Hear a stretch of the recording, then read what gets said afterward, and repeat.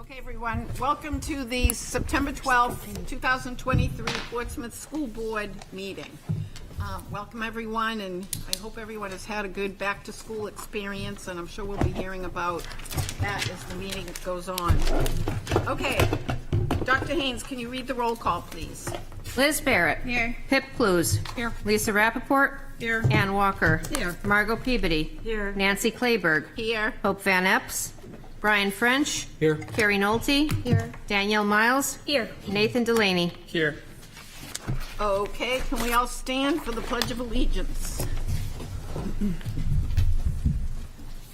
I pledge allegiance to the flag of the United States of America and to the republic for which it stands, one nation, under God, indivisible, with liberty and justice for all. Okay. Next on the agenda is announcements and recognitions.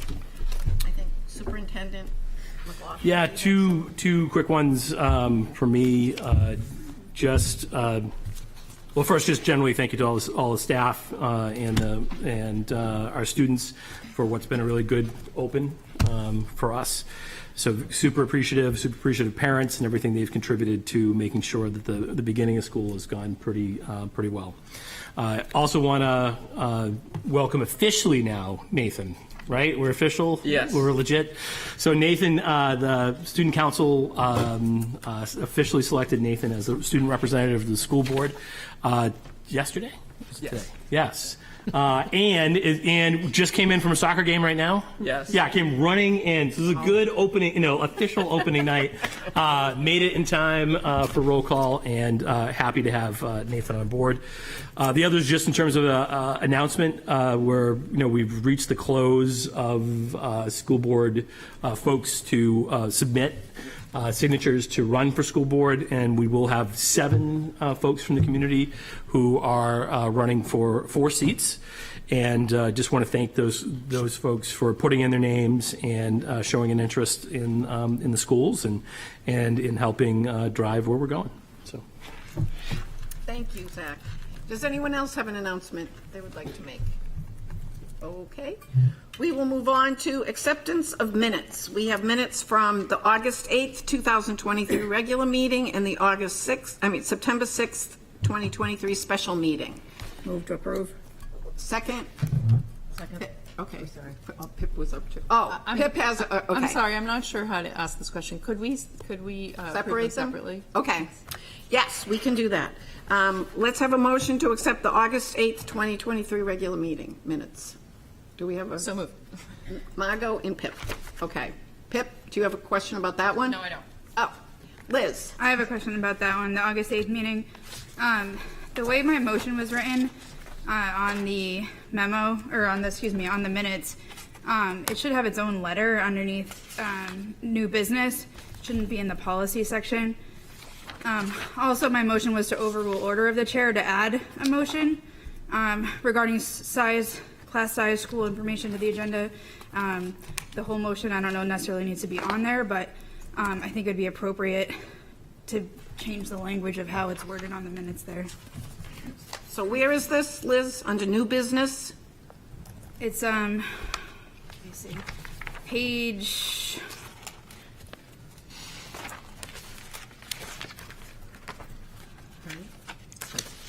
Sorry, I'm just trying to find the page in the packet here. Like the 6th page, maybe under 9, section Yeah. number 9. C. Page 9 of the packet. So so under new business, section 9, there's A, B, and mine was put under section B. It should have its own section. And then the motion here, as it's written in the minutes, says motion to overrule order of the chair for denying Liz's request to add an item on the agenda by Liz Barrett. But I think it should read a motion to overrule order of the chair to add a motion regarding class size school information to the agenda. Versus a motion for the chair denying. So it was a motion to overrule order of the chair, and the motion was to add to the agenda. I know there's a whole bunch of confusion. Obviously, we have gone over this with legal and whatnot. Maybe if we want to table this for now and get legal's opinion on how to word that. or get an opinion on how to word that. I just think that the wording of it isn't accurate. And the setup of it. Okay, our lawyer with us tonight, Susan Morel, who's our city attorney, agrees that that's a good way to proceed. So can you Okay. repeat that so Paulette will be able to change it when she listens to the tape?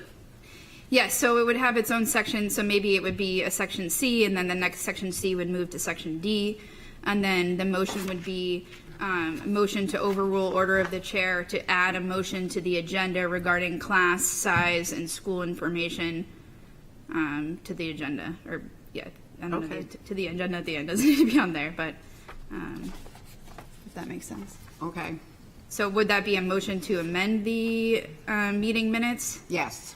So I make a motion to amend the meeting minutes to correct that section of the minutes. Okay. Do we have a second to approve that? To approve that change? Okay. All in favor? Oh, any discussion? One question? Yes. I believe the procedure is to check the tape, correct? So the wording would ultimately be like what Paulette hears on the tape. Yes. It would not be to create a new wording, Yes. correct? Okay, Yes. that's all. Carrie, did you have a question? I'm just not understanding. Liz, could you just help me understand what it would be that what's missing from this? So the motion to overrule order of the chair, my motion wasn't a motion to overrule order of the chair for denying my request. My motion was a motion to overrule order of the chair to add the motion to the agenda.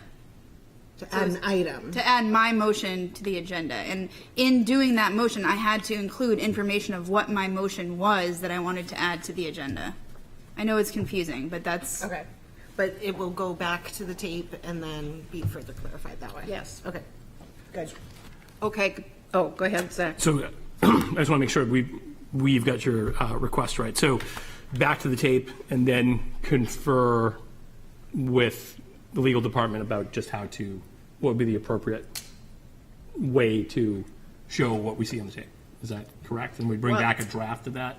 Well, I just did a motion to amend, so I think that's on the table right now. I think we can approve the minutes with that motion, with the understanding that it will be corrected by Paulette when she sees the tape. So we can approve the minutes. If the tape bears out the request that's been made, yes. If the tape doesn't bear that out, I guess it would come back Okay, to be approved as written. okay. Okay, so do we have a vote to approve the minutes? With the amendment? The amendment. All in favor? Aye. Any opposed? I'd like to abstain because I wasn't present at the meeting. Okay, one abstention. So, That was a vote on the amendment. Right. okay, I want to vote on the minutes. okay, now we'll vote on the minutes. Thank you, Nathan. Do we have a motion to approve the minutes with the amendment? we already have Margot one. and Pip. Okay, Margot and Pip, okay, all those in favor? Aye. Aye. Any opposed? And Pip abstains. Okay. Okay, thank you. Now let's go to the next set of minutes, which was September 6th. Do we have a motion to approve the minutes of September 6th? Motion to approve. Or Do we have a second? Second. Brian, second. All those in favor? Or any discussion, I'm sorry, any discussion? All those in favor? Aye. Any opposed? Okay. Okay, thank you, everyone. Now we will move on to public comment. We have two public comments. The first one is Susan Sherman. Okay, sorry. Susan, if you could state your name and address, and you have 3 minutes to address the That's board. gonna kill me. So I didn't write anything, so probably up here next time. My name is Susan Sauerman. I live at 2 Simons Road. I've been living in Portsmouth for over 30 years, in the Seacoast all my life. My kids went through the system at Portsmouth, my niece and nephew as well. I'm here kind of off cuff because I don't know if I'm going to be in tears or angry and upset, and I'm glad there's someone here from the high school. I am a high school guidance counselor. I've been a high school guidance counselor for over 26 years in Massachusetts. I'm the department chair of guidance. I'm the dual enrollment coordinator, AP coordinator, anything you want to put on there. I come from a small school, little less than 500 students. And this is why I'm here. You have no APs at Amesbury High School, at Portsmouth High School. I think you only have one. I think you have AP Psych, AP Physics. You have dual enrollment classes. I love dual enrollment classes. I do. My kids at Portsmouth High, they had a couple, which is great. I'm the dual enrollment coordinator. I love dual enrollment. I love it. But it concerns me so much that you don't have AP classes. Actually, I have to laugh. I don't know if I'm laughing or crying. The rigor of an AP class. I just don't know what happened. I really don't. I have to apologize because I guess I'm out of it on this whole process as to why you don't have AP classes. I really don't. AP Calc you don't have? AP Stats? AP Bio? And you can't compare an AP class to a dual enrollment class. There is no way. A rigor, and I know I'm talking about some elite schools, and not everybody goes out of 5,000 colleges, but a school will say they'd rather see an AP than a dual enrollment. And I'm not talking all schools. A lot of schools take dual enrollment credit, although Bentley just this year canned that one. But a lot of schools do. A lot of colleges do. And it is a great benefit to high school students to get all those college credits through dual enrollment. I love it. Love it. I have a kid at Syracuse right now, wrote me a lovely letter saying he's basically a first semester sophomore right now. But I'm going to tell you, he probably didn't get there because of his dual enrollment classes. He got there for a number of different things. Obviously, his service to his community, service to the school, and some AP classes. And so I'm just blown away when I looked at your program of studies today, and that's why I'm not really prepared. But I'm just really concerned as to why, what reasoning, I would like to know what research based that this Portsmouth High School, which is an amazing high school, my kids did wonderful. Susan, you have 20 seconds. Oh, man. So I just want to thank you for listening. I'm glad a high school rep is here. I would love to get more information, and I did reach out to a guidance counselor today as to the rationale as to why your school doesn't have APs. As a taxpayer, I'd like to know why. Thank you for your time. Thank you, Susan. Next, we have Joni Lane. Joni, if you could give us your name and address, and again, you have 3 minutes.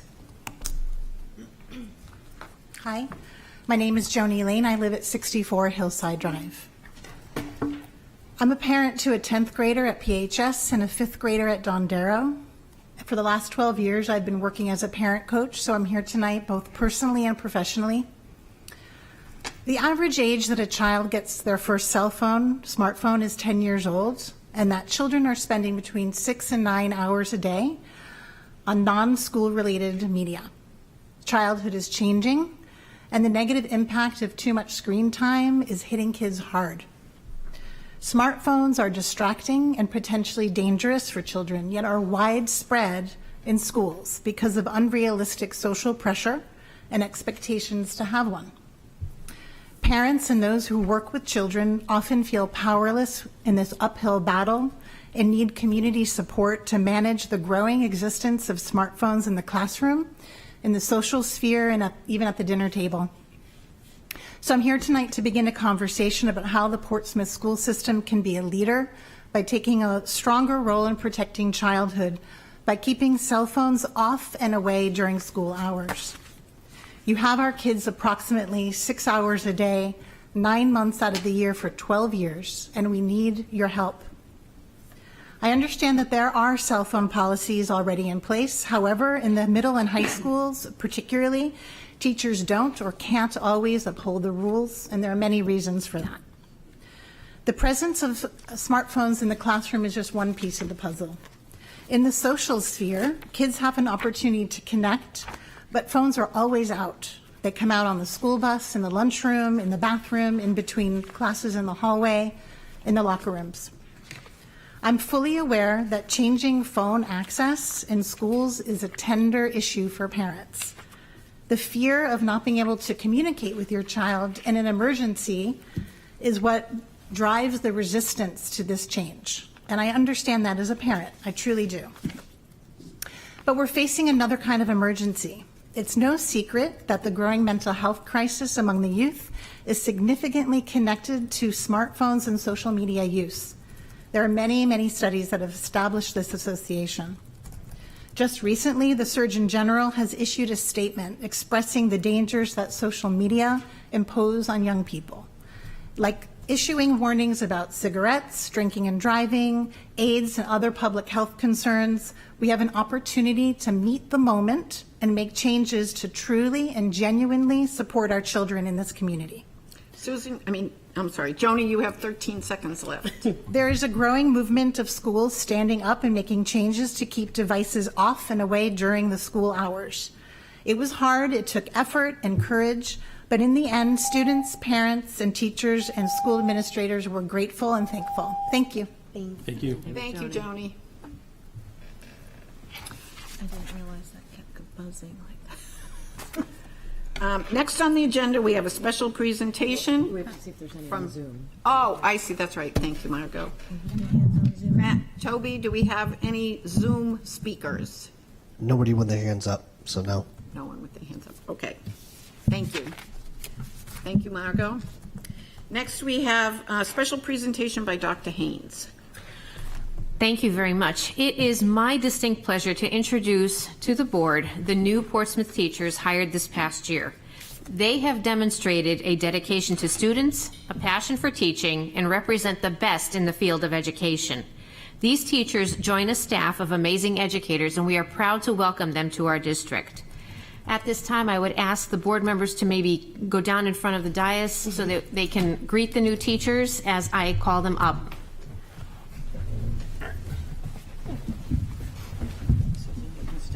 Thank you. Thank you, ma'am.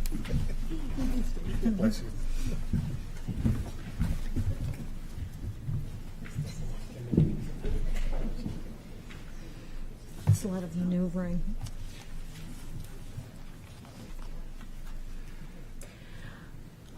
We welcome Rick Maddie, the Director of Pupil Support and Instruction.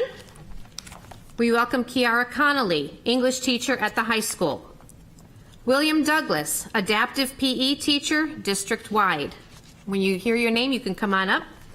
Diane Fay, reading specialist at Dondero. Nicole Fragala, special education teacher and coordinator at Little Harbor. Jacqueline Gamache, social studies teacher at the high school. Benara Gadanini, technology education woodshop teacher at the middle school. Jacob LeClaire, elementary teacher, Little Harbor. Mallory Long, science teacher, middle school. Catherine Laughlin, special education teacher, Dondero. Audrey McBride, English teacher at the high school. Miriam Morse, special education teacher at the middle school. Samantha Ponick, elementary teacher, Little Harbor. Anthony Pino, culinary arts teacher at CTE. We did appreciate all the treats today, thank you. Brian Ryan, special education coordinator at the high school. And Misha Smith, English and English teacher at the middle school. Thank you for joining me in welcoming our new teachers.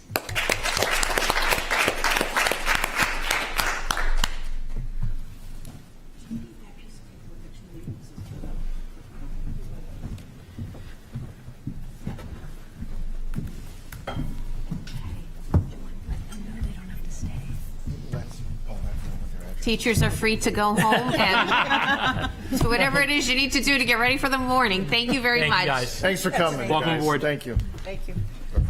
Okay, next we have superintendent's report.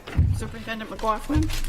So I have in your packet a variety of different updates, and I'm happy to take any questions in relation to those updates. You have information from the summer, quarterly goal update, so I'm happy to answer any questions folks would have in regards to any of those materials.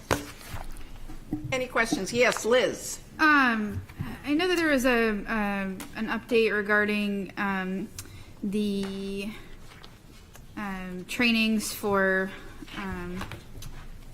emergency management. I guess I don't know if this is appropriate time, but I just wanted to ask if there was any update on the working with the police department as well as maybe the legal department regarding, or the liaison that was provided regarding restitution for the closure of the schools and the investigation and whatnot surrounding school closure for the threat that we had. No additional update yet. They have asked us to monetize to the best of our ability what restitution might look like, but no additional steps have been taken up to this point. Okay. So we reached out to folks to basically ask folks within the leadership team what would we identify as costs that were incurred as a result of the of dealing with the threat and the school closure. We received information, and we're in the process of trying to put a dollar figure on those things, and then we'll be in contact with the U.S. Attorney's Office to see what can happen from there. Okay. I have a few more questions. You had mentioned the busing issue. I know it had come up as far as busing to after-school programs. I know that's not on this agenda, so I don't know how appropriate it is, but I guess I did want to ask about how the busing to after-school programs worked out. And I know that I heard sort of talk about the rec programs not having busing there, and so I'm wondering if that's something that could be revisited or what the status is. So as we moved into, the backstory is, last year as I came in, one of the challenges we faced is we had a couple of different organizations who wanted us to provide transportation. What we felt was, because we became aware that those organizations had already communicated with parents that we were going to provide transportation, but it was not the district's intent to, that it was too late in the year to change. So what we did is we were unable to fulfill our core obligation to be on time with our bus delivery for all students across the district in order to help partner with those organizations. So we did that for the year, and then notified folks that we were not going to be in a position to provide the same level of transportation. We continue to struggle in terms of the number of drivers that are available to us through our third-party vendor, and our goal and our commitment was what we put out in terms of bus times we're actually going to hit this year. So we communicated with those folks to let them know that we were not going to be in a position to do that, to do extra. Last year, that meant the biggest beneficiary of that work last year was the YMCA and the work that they were doing via Camp Gundalo for after-school activities. Basically what we ended up doing was we ended up reworking all of our routes. All of our routes were late. And we also provided, through a combination of ESSER and taxpayer funds, a para to watch students at Beverly Hill until folks from the Y could pick up. That was only for a short period of time, my understanding. No, that was throughout the entire year. Last year, the taxpayers picked that bill up. So we notified the Y that we were no longer going to be in a position to do that coming into this school year in April, and so then they struggled to find transportation, and then came back to us. And what we are doing at this point is we're still continuing to allow students who are at Dondero to drop off at Beverly Hill, but we're no longer providing the para services to help facilitate that. So we can drop off at Dondero. The Y itself has a bus that picks up from New Franklin and from Little Harbor to transport students to Gundalo. What about rec programs? So on the rec, same thing. We're still in the process right now. We've been over the course of the last couple of, so we are not, the answer is we are not providing rec transportation. We may be able to do similar, where we're going to provide Dondero transportation because it's on our normal routes. But we're still in those conversations about whether or not we can do that and still provide our core transportation mission. And we're in the middle of dialogue over the last 2 days with rec on a solution they think that will solve that problem. Okay, great. And then I have one more question about this. I mean, this memo is pretty long. There's a section in the memo that talks about the Don Darrow class size concerns. Thank you for including those documents you shared to the board. Welcome. There. One of the documents, though, it has the IEPs. I guess I wonder about the 504s, too, and how that plays into resources for having to do modifications for 504s and whatnot. But I do find it alarming that the Don Darrow kindergarten class does have class sizes of 22 for each of the 3 classrooms, and then the 4th grade has 22 to 23 in each of the classrooms. And so in your memo, you state that you advise that the district should continue to closely monitor enrollment and utilization of staff and space with an eye toward equity of services. I guess I'm wondering, what mechanism do you propose that the district closely monitor this issue? Would reestablishing the redistricting committee be the appropriate mechanism? You know, could we include admin on that? What would be your proposal to closely monitor this? So first, let me quickly just speak to the kindergarten class sizes. So we haven't, I mean, we have what we have at the kindergarten, at the 4th grade. I think we talked about that at an earlier meeting. We were concerned where we talked about the idea of, you know, up through 3rd grade, you're learning to read, and then you're reading to learn, and it transitions in terms of what we think we can adequately handle.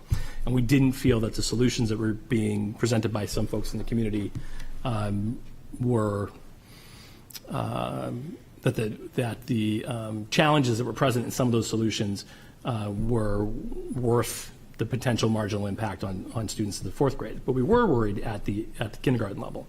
So we repurposed money. We had money that some of the projects that we thought were going to go through, that were going to cost more, connected to ESSER, came in at a lower amount. We were very concerned about what we were looking at the kindergarten level.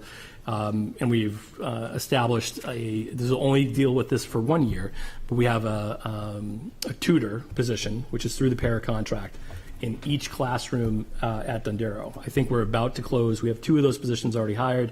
We have a 3rd that we are on the verge of offering to a candidate.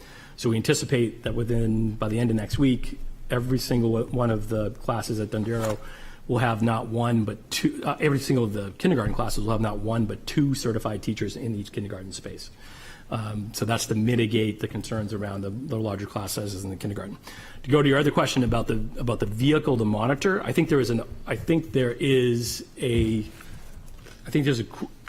worth continuing to explore the question of redistricting.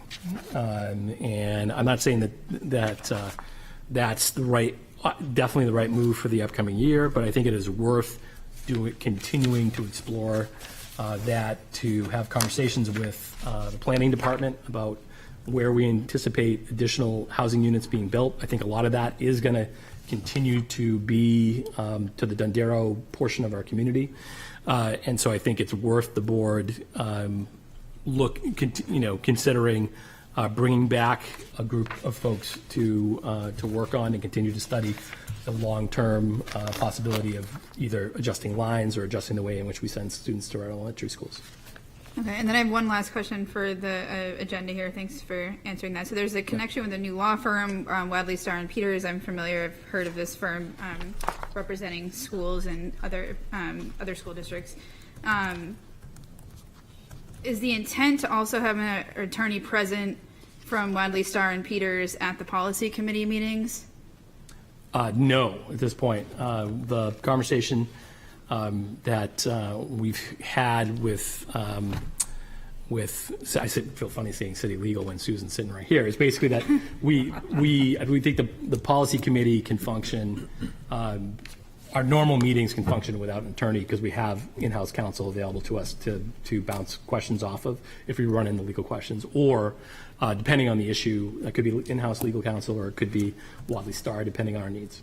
Okay, I guess I just would ask, I don't know what mechanism we'd go about it, but I do think it would be beneficial as we're going through these policies to have somebody from Wadley, Starr & Peters, if they are, they're highly experienced and school law, present, if there is not, sort of an expert in the area here present, either by Zoom or some other mechanism at our policy meetings. I think that would be beneficial, or even for a portion of the policy meeting to sort of address potential school legal issues. All right. Okay, thank you, Liz. That's a good suggestion, and I'm sure Dr. McLaughlin will look into that for us. Thank you.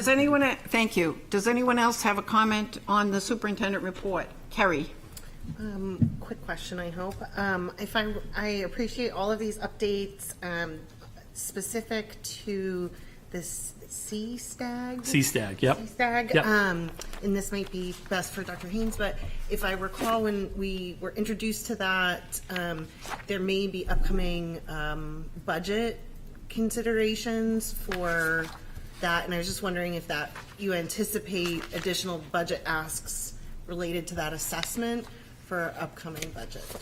So I would say you jump in when I get it wrong. So, no, I Go ahead. think we're referencing something different. We've got a lot of, we're alphabet soup with education, Yeah. so I think you might be thinking of something else, Okay. but, because this is just part of, this is training and a methodology. I yes, think you're thinking sorry. about some other acronym that isn't this. So we don't, just to be clear, we don't anticipate with CSTAG, we don't anticipate a budgetary cost, a clear budgetary cost. I mean, this is teams of people having a very specific, structured thought process and procedure when a student makes a threat against another individual. I am So refreshed. that's okay. Okay. It's a lot of letters. We get it. Okay, are we all set? Thank you, Kerry. All right, the last item on Zach's report is the 2023 New Hampshire School Boards Association legislative summary. So, Sorry, Margo, did you I want to thought talk? You were going to talk about that, okay. No, I thought we were only asking questions about the memo. Are we taking questions on the other parts of that? Okay. Yes. We can. Okay, Yeah, I'm we sorry, certainly I can. misunderstood. On the, could you just speak to how we're doing so far on getting feedback on the portrait of a graduate? I don't know if you know those numbers. Yeah, I have. So I do have numbers. I can try to pull them up in a minute. I would say we get weekly updates from the folks at GSP around the survey.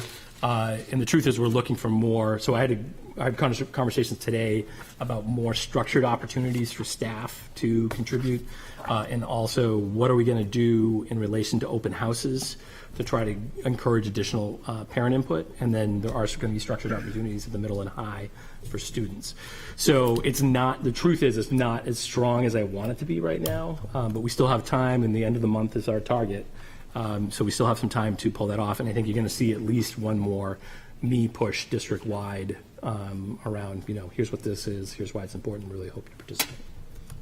Could we, as a suggestion, could we push it out in our school-specific newsletters? Or maybe you're getting parent feedback and not, it's just that it's, if It's a people mixed didn't watch bag. the video. I did talk to principals today, and I think in at least two of those conversations, folks talked about, well, I'll push it out in my weekly again this week, and I'll have a link to it within my weekly for the schools.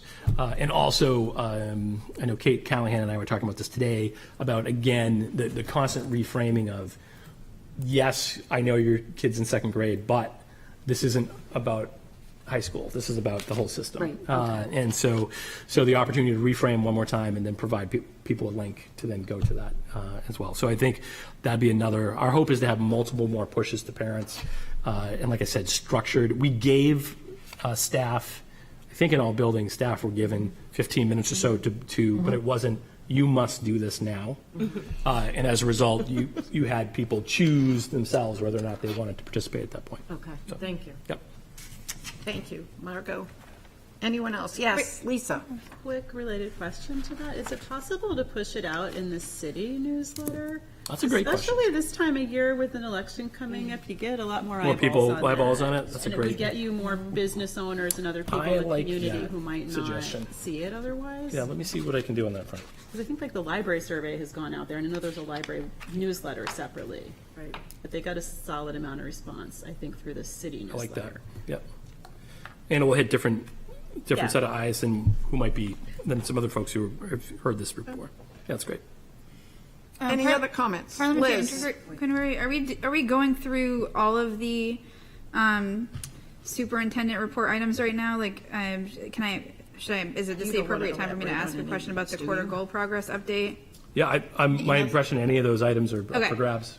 So I do have a few more questions. I was noticing, as far as the communication, I was noticing on Parent Square that there's not a response option. So that wasn't necessarily, like, just to give an example, I didn't get the teachers' email addresses when they did their introduction because everything's coming from Parent Square. Yep. So I think it was yesterday I got a list of all the 5th grade teacher email addresses. Yep. But before that, I didn't have my child's teacher's email. I think they're updating the Don Darrow teacher list on the website. But it kind of red flagged to me that when something comes up on Parent Square that may require a response to a teacher or a flag to a teacher, there's no response option. And I don't know if that's something that we can consider as far as like a package update with Parent Square or a feature that we can add. I was curious about that. I think my understanding is that's actually a feature that's available, but we don't.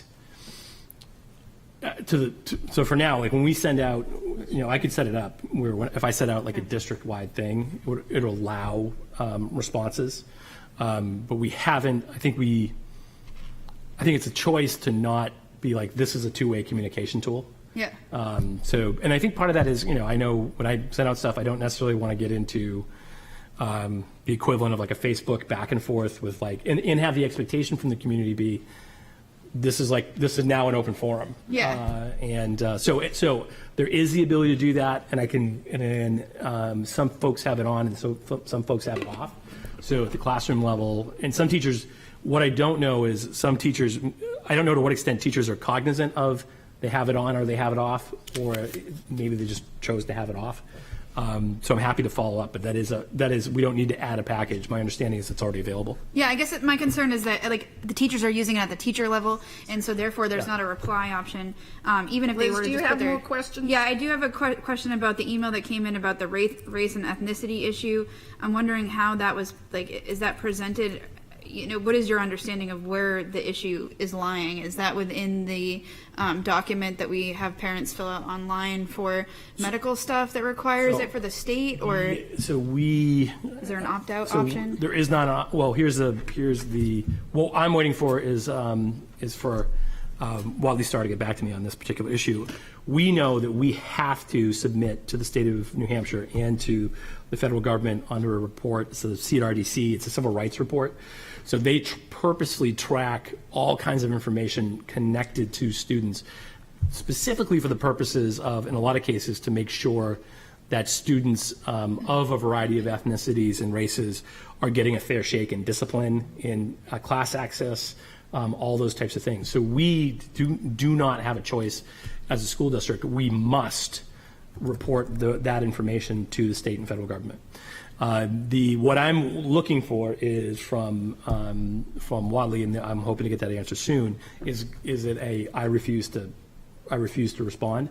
We do not have the choice of refusing to respond. So if that was something that was an option for parents to say I refuse to or choose not to answer this, we would then be in the really awkward position of being like, what do we think this person is? And we would have to label the person within the prescribed categories as laid out by the feds. So instead, we just give those options, and the categories that are on there in terms of that enrollment form are specifically connected back to the federal expectations. Okay, are there any other questions for Zach? Okay, Margot. Zach, just to tag team on that, it's my understanding too that that information is not identified with each individual student. It's a conglomerate list that we send to state and federal. So it's not tagged in our system, correct? Within, I don't know. Let me get back to you because in most of my student information systems, when I need to look at IC, I feel like we have individually within the student information system, we are individually tagging students. Okay. So, and that allows us to, because in this very comprehensive civil rights report we need to do for the U.S. Department of Education, they want to see how many of your students who are your students of color, your students of certain ethnicities, what percentage of those of your suspensions are connected to each of those groups. how big, so you have to have it tagged. So how many of those kids, who's taking your advanced classes? Who are those kids? Are they, so you have to, for us, in order to do our reporting, we have to tag individual kids. Now, we don't, that's not information we share publicly, and we don't put it out. It's not directory information that people could access from the general public. Parents do not need to individually identify their own race or ethnicity, but we have a responsibility to those two government entities to do so. Thank you. Super helpful. Okay, we'll move on. And I just wanted to say, the last item is the New Hampshire School Boards Association 2023 legislative summary. And what I'd like to do, and we discussed it in our pre-meeting, is vote on these resolutions at our next meeting. So I'd like everybody to look at this for the next meeting and have any comments or how you feel about these resolutions. Yes, Lisa? I had a question before we got to that. Oh, I'm but- sorry. Okay, go ahead. Just really quickly, if anyone is using Infinite Campus, you can click into any class, and when you click on it, you can see the email address for the teacher. So I know that some of the directories aren't up yet, but I just wanted to put that out there if anybody's desperately trying to track down their child's teacher right now. Yeah, I don't know if the elementary schools use Infinite. Okay. Maybe not, but All I right. just, that was all. Thank you, Lisa. Carrie, did you have your hand up? I think somebody. I don't, I believe what you're referencing is under new business. What is there is the legislative summary, which was the laws relevant to education. From last session. From last session. And so I wanted to clarify that, but I wanted to ask, in general, do we have a process, or are compliance with new laws being reviewed by policy, or just kind of a point of information for me? The way I've always done this in the past is we have this packet, we look at the resolutions, and we didn't do it that way last year. I don't know Well, if you're saying this, so this is just to clarify, so this particular document is not the resolutions for NHSBA. This is NHSBA's summary of changes in the law in relation to education. And the resolutions are later on in the agenda. Okay. So I just wanted to make sure I was Okay, all speaking right, to the thank right you. thing. All right, so this is just a legislative summary. So Okay, to I answer- was mixed up. So I'm to answer your sorry. question, I apologize. we review, and we also get we have ongoing information that comes from the state itself, from the Department of Education, from the superintendents, School Administrators Association, and the School Boards Association. So usually those three, if you triangulate from those three groups, you see, you get a pretty clear picture of where the challenging differences are within legislation, and how are people brainstorming to create solutions to respond to legislation. So, but we do not hand off this to the city legal department and say, what do you think? We go through those organizations. When we hit questions that we're not quite sure about, that's when we would bring in attorneys to give us additional information. Okay, thank you for the clarification.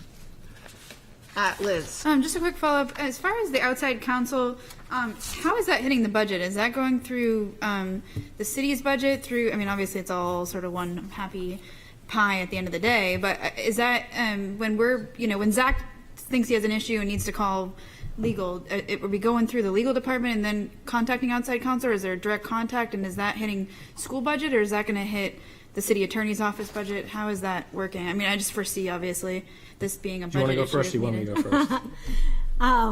Our contract with Wadley Star is for the superintendent to be able to have direct contact with a representative of Wadley Star on legal issues, but also to have some oversight on a monthly basis or a regular basis with the city manager to see how we're progressing with the costs. The cost of right now is going to be from the school department's budget, as Kathleen Dwyer's salary was paid through the school department budget. And part of this process, we're going to assess how we should provide legal services going forward.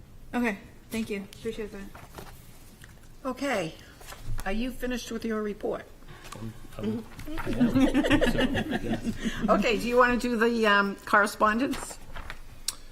I think Liz just hit You have the I'm sorry. This one.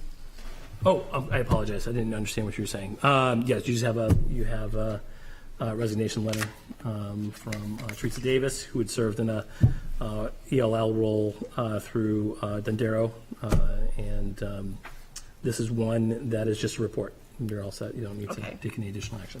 Thank you. Yep. The next item on the agenda is the administrative report with school opening. Zach, do you want to talk about that for a minute? Yeah, I mean, I think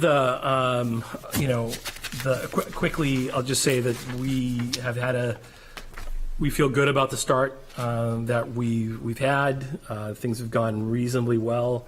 I know that we had some, always have on an annual basis conversation about heat in buildings and how warm it is at the beginning of the year and at the very end of the year. I did want the board to know, and I'm sure some people saw, we did allow, we'll call it the superintendent's experiment at the two elementary schools that do not have central air conditioning, and that's Dondero and Little Harbor. So we did go through that process and allowed folks to bring in personal units as to experiment to see how that would go. I think I have a survey that's going out to staff around that experience, but some of the logistical issues that we thought would be a problem were a problem, which was that our electrical capacity isn't there to handle that many ACs. So we're doing a lot of running back and forth to the breaker box and stuff. But there was the folks had indicated a desire to make an attempt, so we tried it out. Like I said, I'll get feedback from staff, but I would say that on the logistical side, not the pedagogical side, and how cool it is in a room and whether or not it makes for how much of a difference it makes in the quality of instruction. The stick a unit in the window approach is not realistic. It's not an institutional response. That's going to be a long-term institutional response. So we'll be back to you with I'll provide in a future report kind of what some of the feedback was that we received. But we did, have some hot days there for the first couple of days.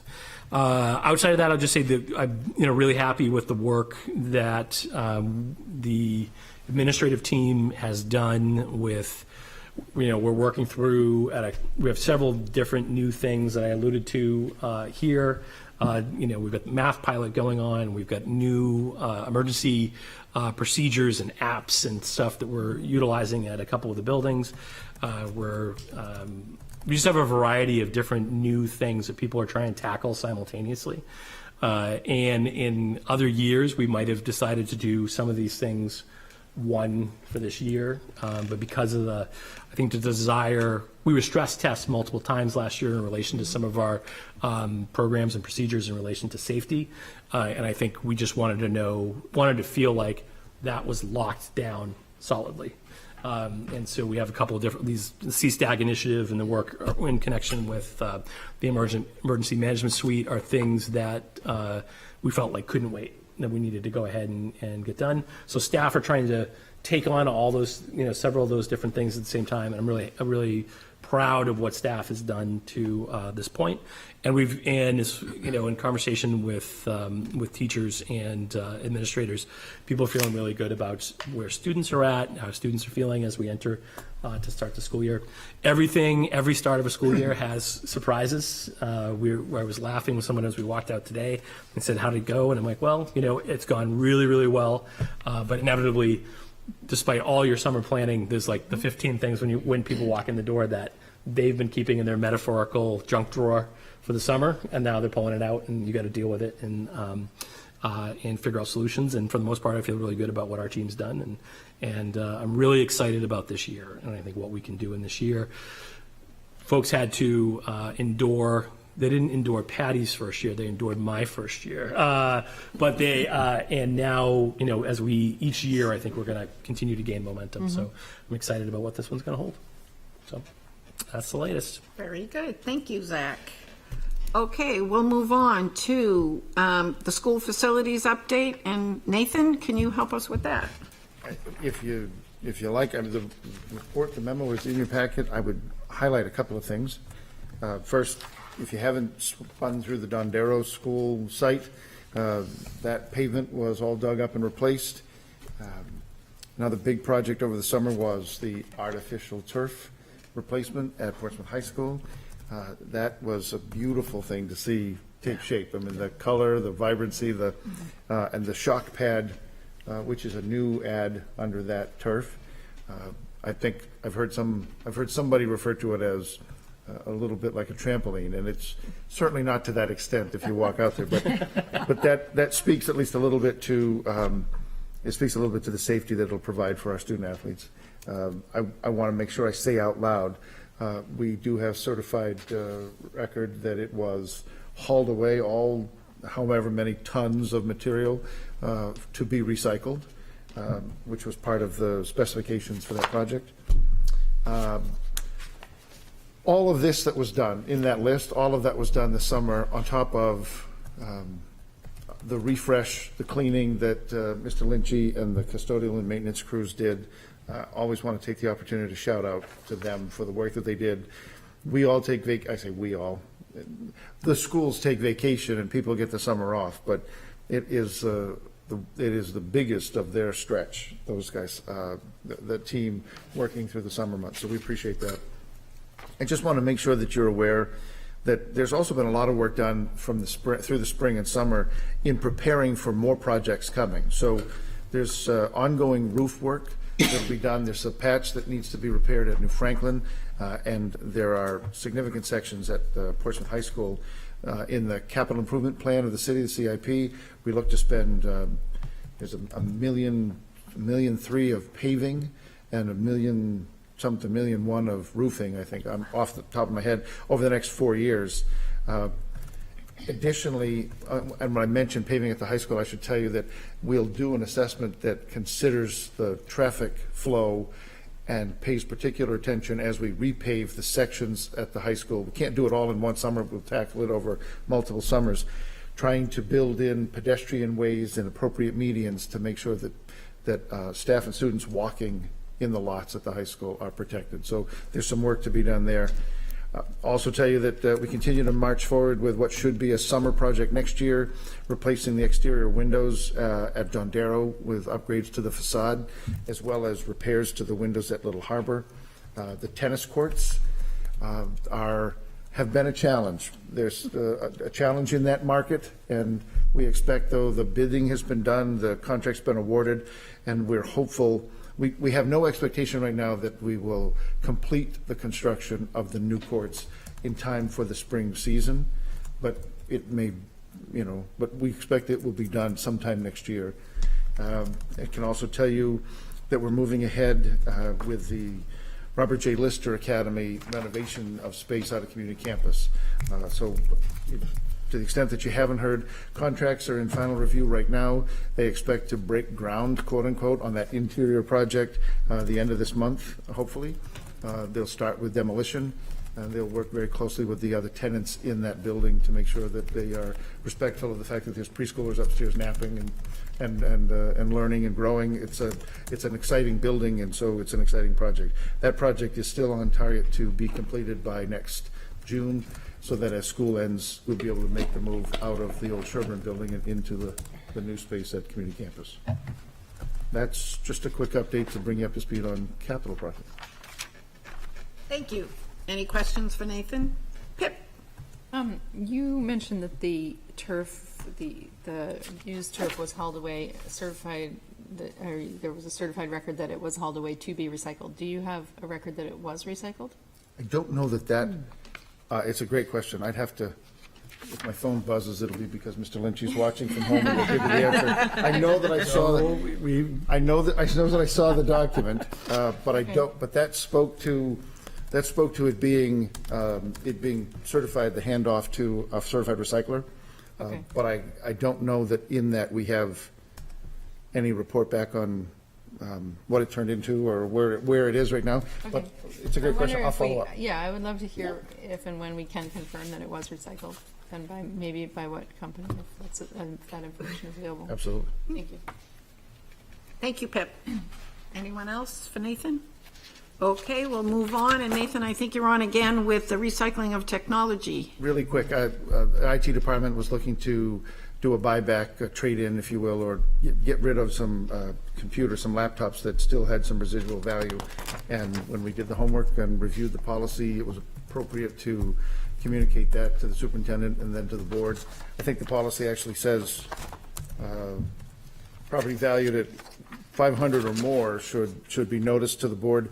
In this case, we certainly won't see 500 out of any one of those, but we could see 10 to 14,000, 15,000 total for 100 plus units that have now been in service for over 5 years.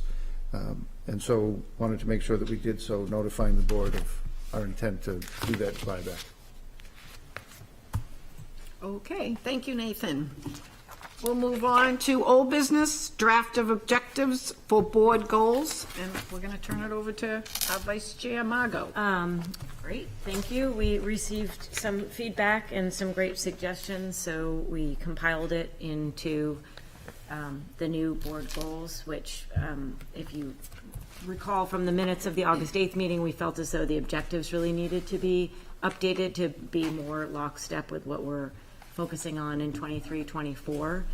So the highlights is you'll notice that we definitely identified, we didn't just say we will hire a consultant, we identified who we hired under strategic planning, and then we identified the 5 goals that we set and that were loud and clear from last meeting and those that provided feedback. Under communication, the suggestion had been made when, we had all said set communication priorities. Those priorities had been established in a previously quarterly update by the superintendent. So those you see listed under number 1. And then the others are lockstep with the feedback that we received for measurable objectives for our 2 continuing goals of strategic planning and communication. So I can take a motion to approve. Motion to approve. Second. Great. Any discussion? Oh, Anne's hand over there. Any discussion? Liz? Yeah. In the superintendent report, it stated that he wanted to, or his next goal is, I can scroll up to see how it was worded, but basically what was the next steps under strategic planning that was proposed under the superintendent report that was in this packet, and there was plan development around each pillar. And so I guess I wondered, I think that everything under the strategic plan here makes sense, but I guess I would like to add that into the school board goal if that's the plan the superintendent intends to do. Be more direct there. You're in charge. If I could clarify, we wanted to make sure that these were measurable, and the build out of the plan is part of developing the strategic plan. So his quarterly updates are showing where we are in making progress to hit that goal of developing the strategic plan. So right now, we'll approve the portrait of a graduate, and then we'll divide out those buckets and start building the strategic plan around those identified buckets. So that quarterly update let us know there's where we are in the process of developing the 3 to 5. And that was the goal number 1, provide the quarterly update. Okay. Any other questions, Lisa? No, I was going to see if we could move the question to a vote. Oh, okay. We have. I guess I had more questions here. You have to take it. You have to take the motion to move the question. Okay. Takes precedence. Okay. Do we have a motion to approve this board goals, school board goals? The motion was, I believe the I need motion, a second. so it was a motion to first. move the question. To a vote. We need a second and then a vote to close discussion. Okay. So we have a motion to move the question from Lisa. Kerry seconded it. Do we take a vote on that? Okay, let's take a vote on that. Should we move the question? All in favor? Any opposed? 1 opposed. So the motion passes. Okay. Now do we vote on the plan or? No. Now we vote on the goals.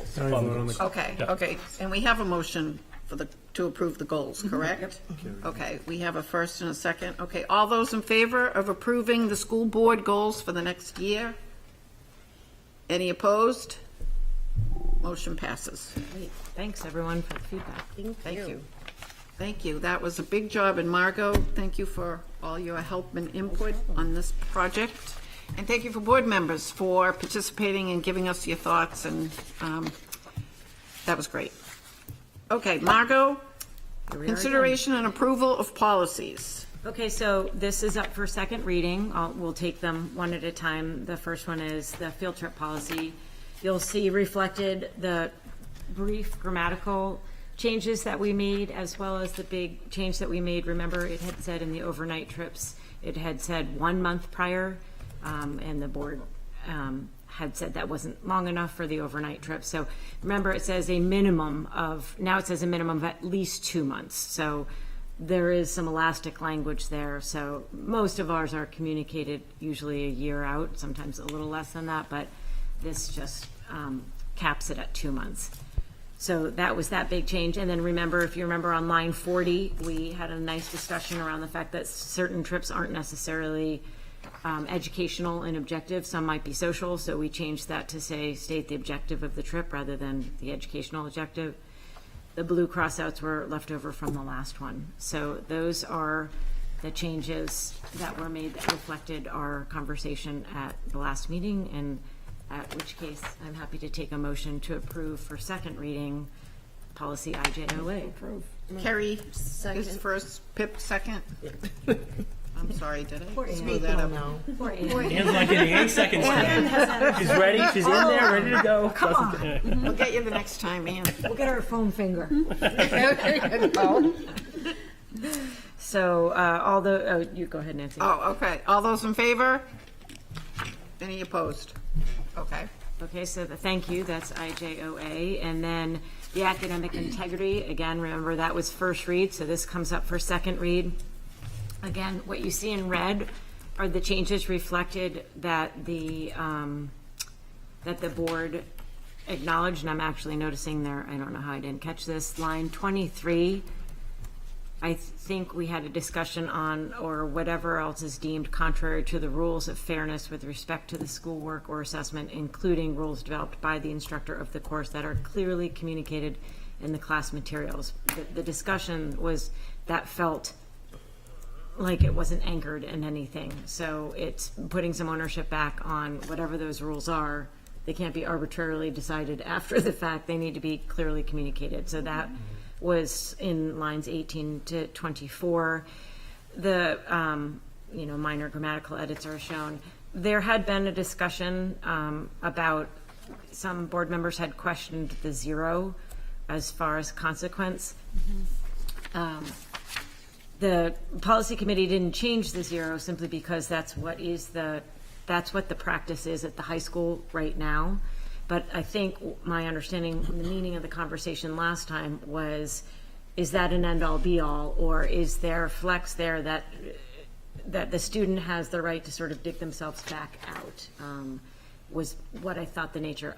I can only say personally, having done this for years and years, zero is common practice at most high schools for a violation of academic integrity, but to the point that the board was raising, it doesn't have to sink the child permanently. And if we feel as though that language isn't clear enough, there's space to add it there. We can add those edits now.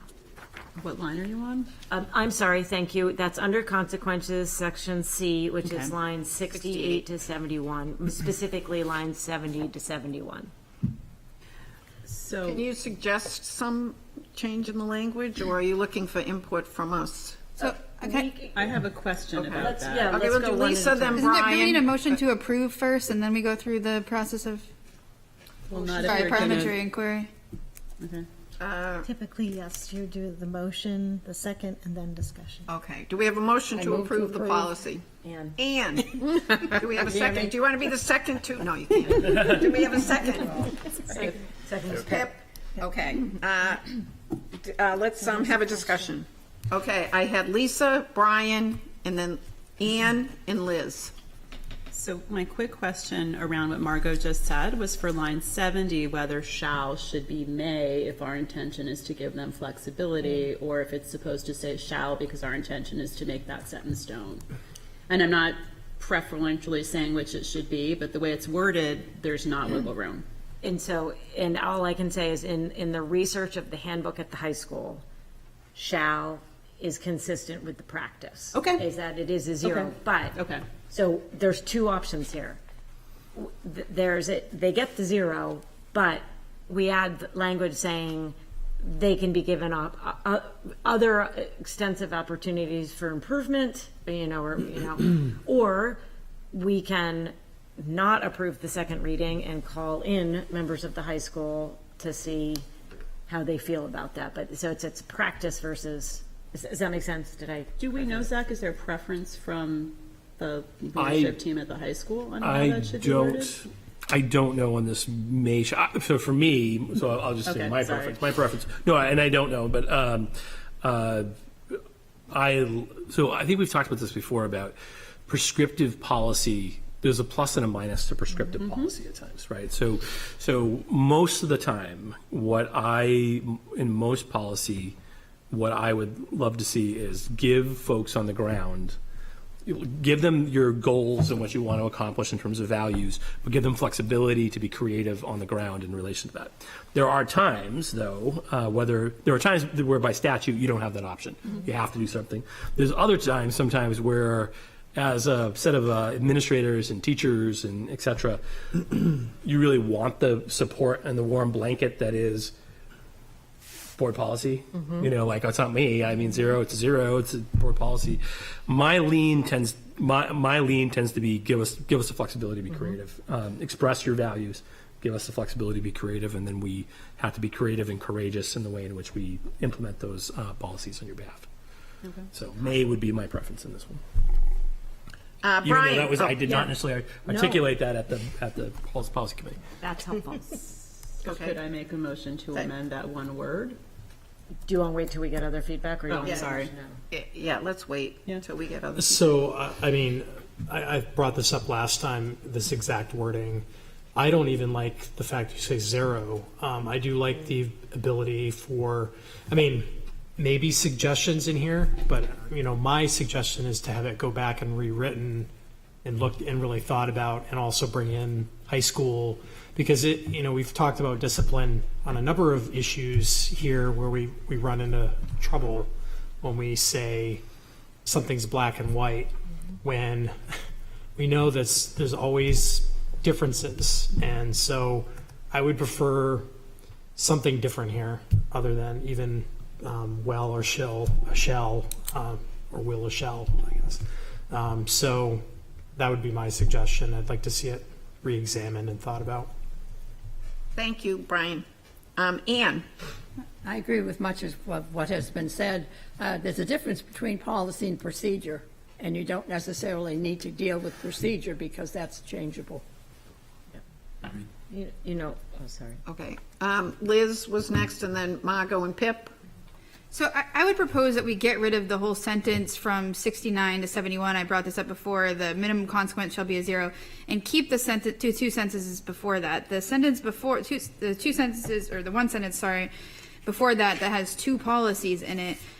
Those policies give the discretion to the school. So I don't think this needs to be a big workup where we need to sort of go back and forth or, bring people in. I would think, and maybe Zach can speak to this too, I would think that JIC and JICD, like Ann said, gives that procedure to the teachers. It says, student rules of conduct under JIC, that the school board delegates to the superintendent and consultation of the principals and counselors responsibility of adopting and implementing age-appropriate rules and regulations for each school as they deem necessary to implement the objectives of this policy and reflect a system of behavior and intervention support systems, and that would be conveyed in the handbook. So I think that covers what Brian's trying to get at as far as, and I think others are trying to get at as far as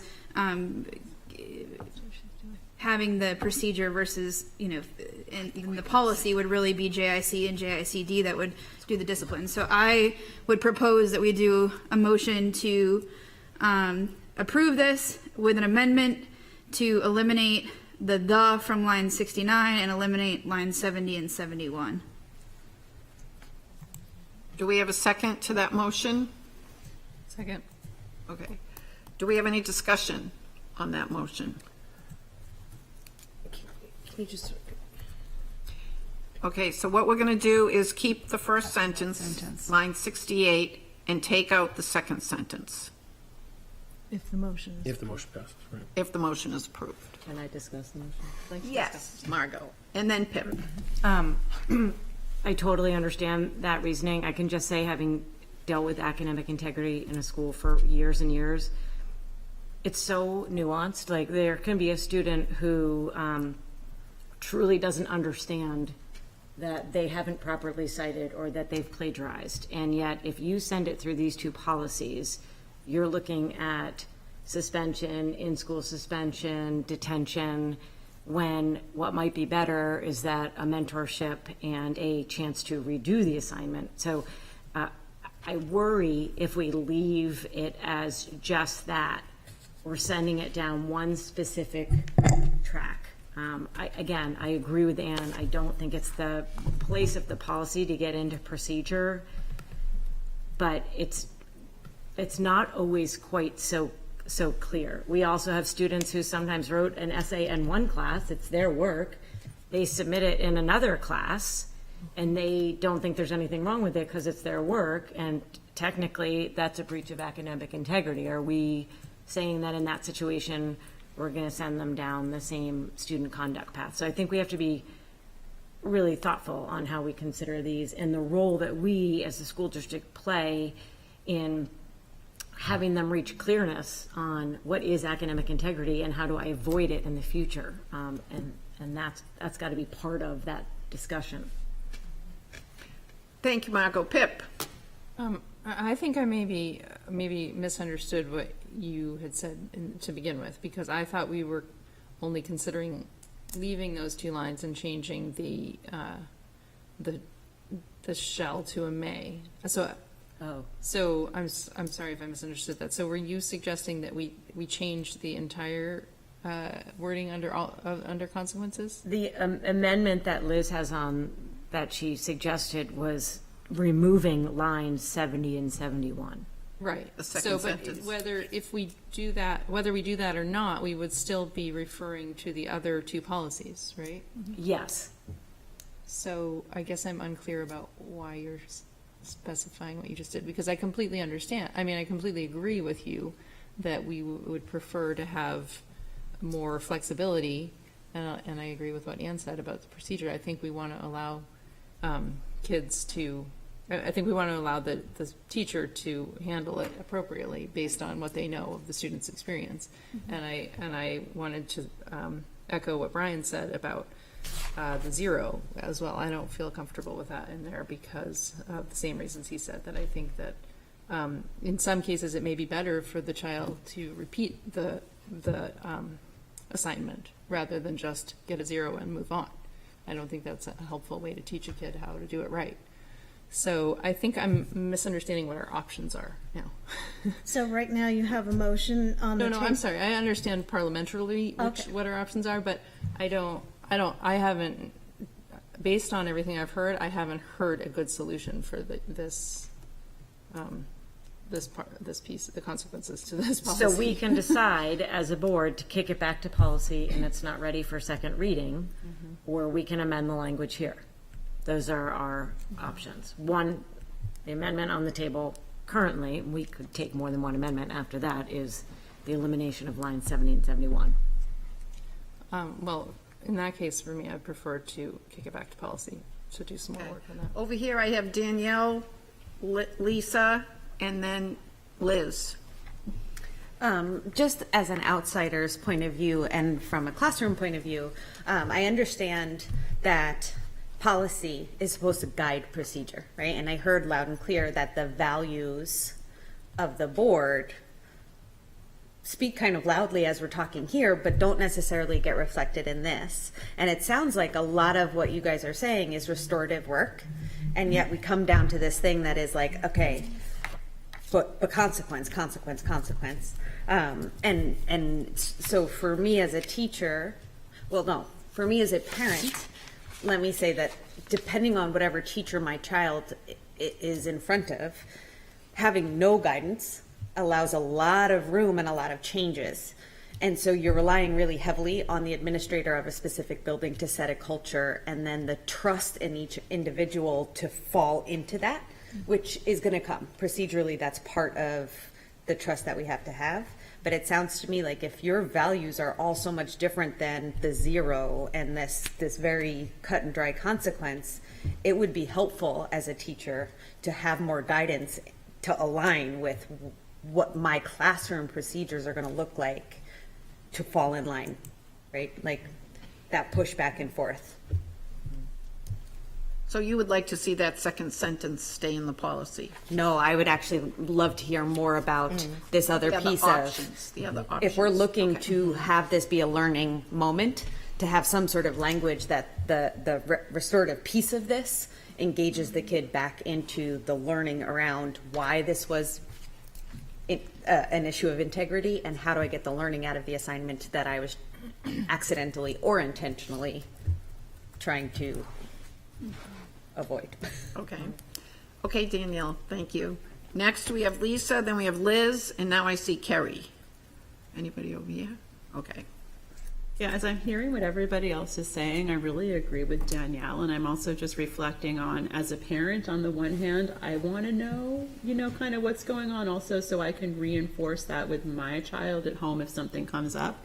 But that may not be the best response for every single kid, so I'm also just not totally sure if we want to, legislate that so that it's a requirement where there's no wiggle room. So I guess my preference would be either to send it back to policy or to consider a work session if we have the opportunity to speak or hear the feedback from the people in the middle school or the high school who are most likely to be implementing this, so that we're not making unintentional decisions about it. Liz, you're next. Yes. Thank you, Lisa.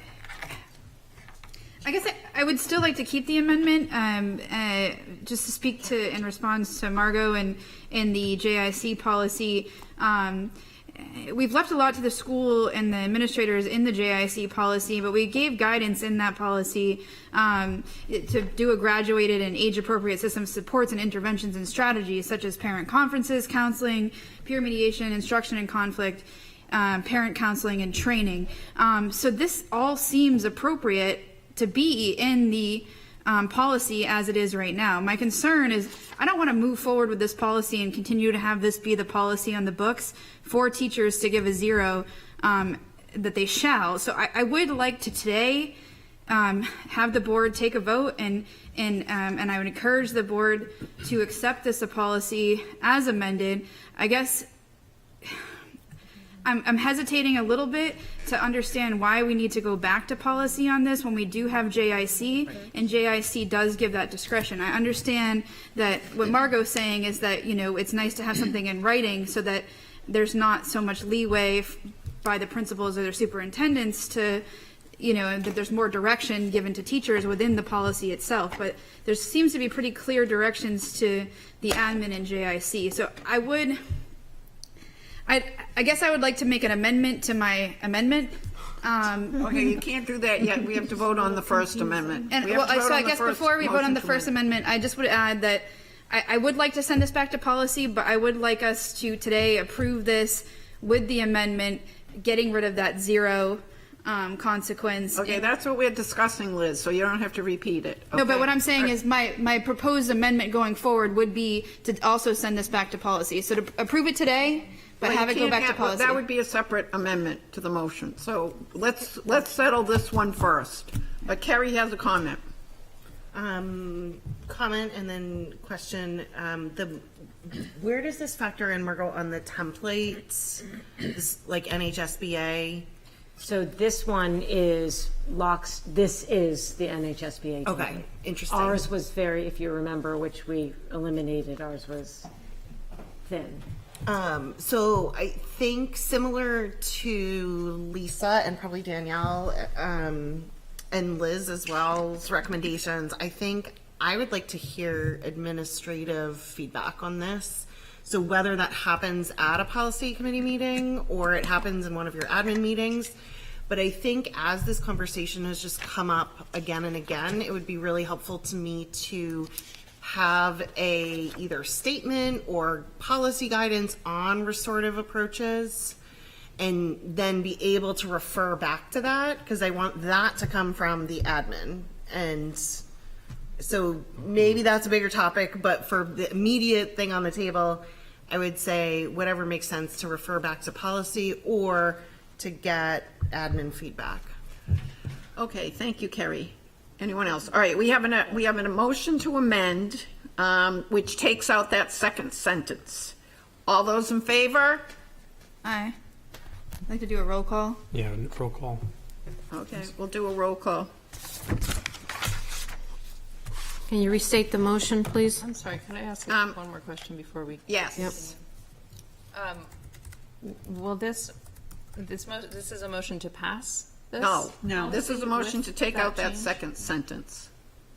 And then we'll make another motion to either send it back to policy, or if somebody has another Okay, thank you. suggestion. Okay. So the motion is to remove the final sentence in section C, consequences. Correct. Roll call vote. Liz Barrett. Yes. Pip Clues. Yes. Lisa Rappaport. Yes. Ann Walker. Yes. Margot Peabody. Abstain. Nancy Clayberg. No. Hope Van Epps, absent. Brian French. No. Carrie Nolte. Yes. Passes. So the second sentence is now out of the policy. But you still have a motion, don't you? The table? Yeah. So, I think so. so the draft, so we could, the draft Shall or on the will? table at this point has We deleted the removed sentence. those Yeah, you deleted the two sentence. lines. Yes. Do you want to pass it, or do you want to So- motion to send it back? So that's the clarifying question right now is, and it's a challenging one because I guarantee if it gets kicked around at admin, you're going to hear a wide range of answers. And I know that, again, I don't mean to keep referencing my personal experience, but I've spent a lot of time with this. So if I try to cipher down what this board is saying, where we have to have a consequence because we've laid out that it's a violation, but we don't want to be so narrow that it is restrictive. It feels like rather than kick it back to policy, the better solution would be to draft a sentence now that says restorative, something in the lines of restorative work will be done with all students in violation of this policy with frequent check-ins or something of that nature to ensure that understanding has been reached. Because these policies, JIC and JICD, if you remember, they're elevated. So they list first offense, second offense. So we don't have to say, restorative justice after the first offense. We're saying that some sort of restorative work will happen to educate on the parameters listed above to avoid future violation. Can you make a motion? Can you? I have to find better language. No, that sounded good to me. I know, but we have to have To write it down. Pip, do you have an idea of what the motion would say? No. I have a parliamentary inquiry, though. Pip's turn.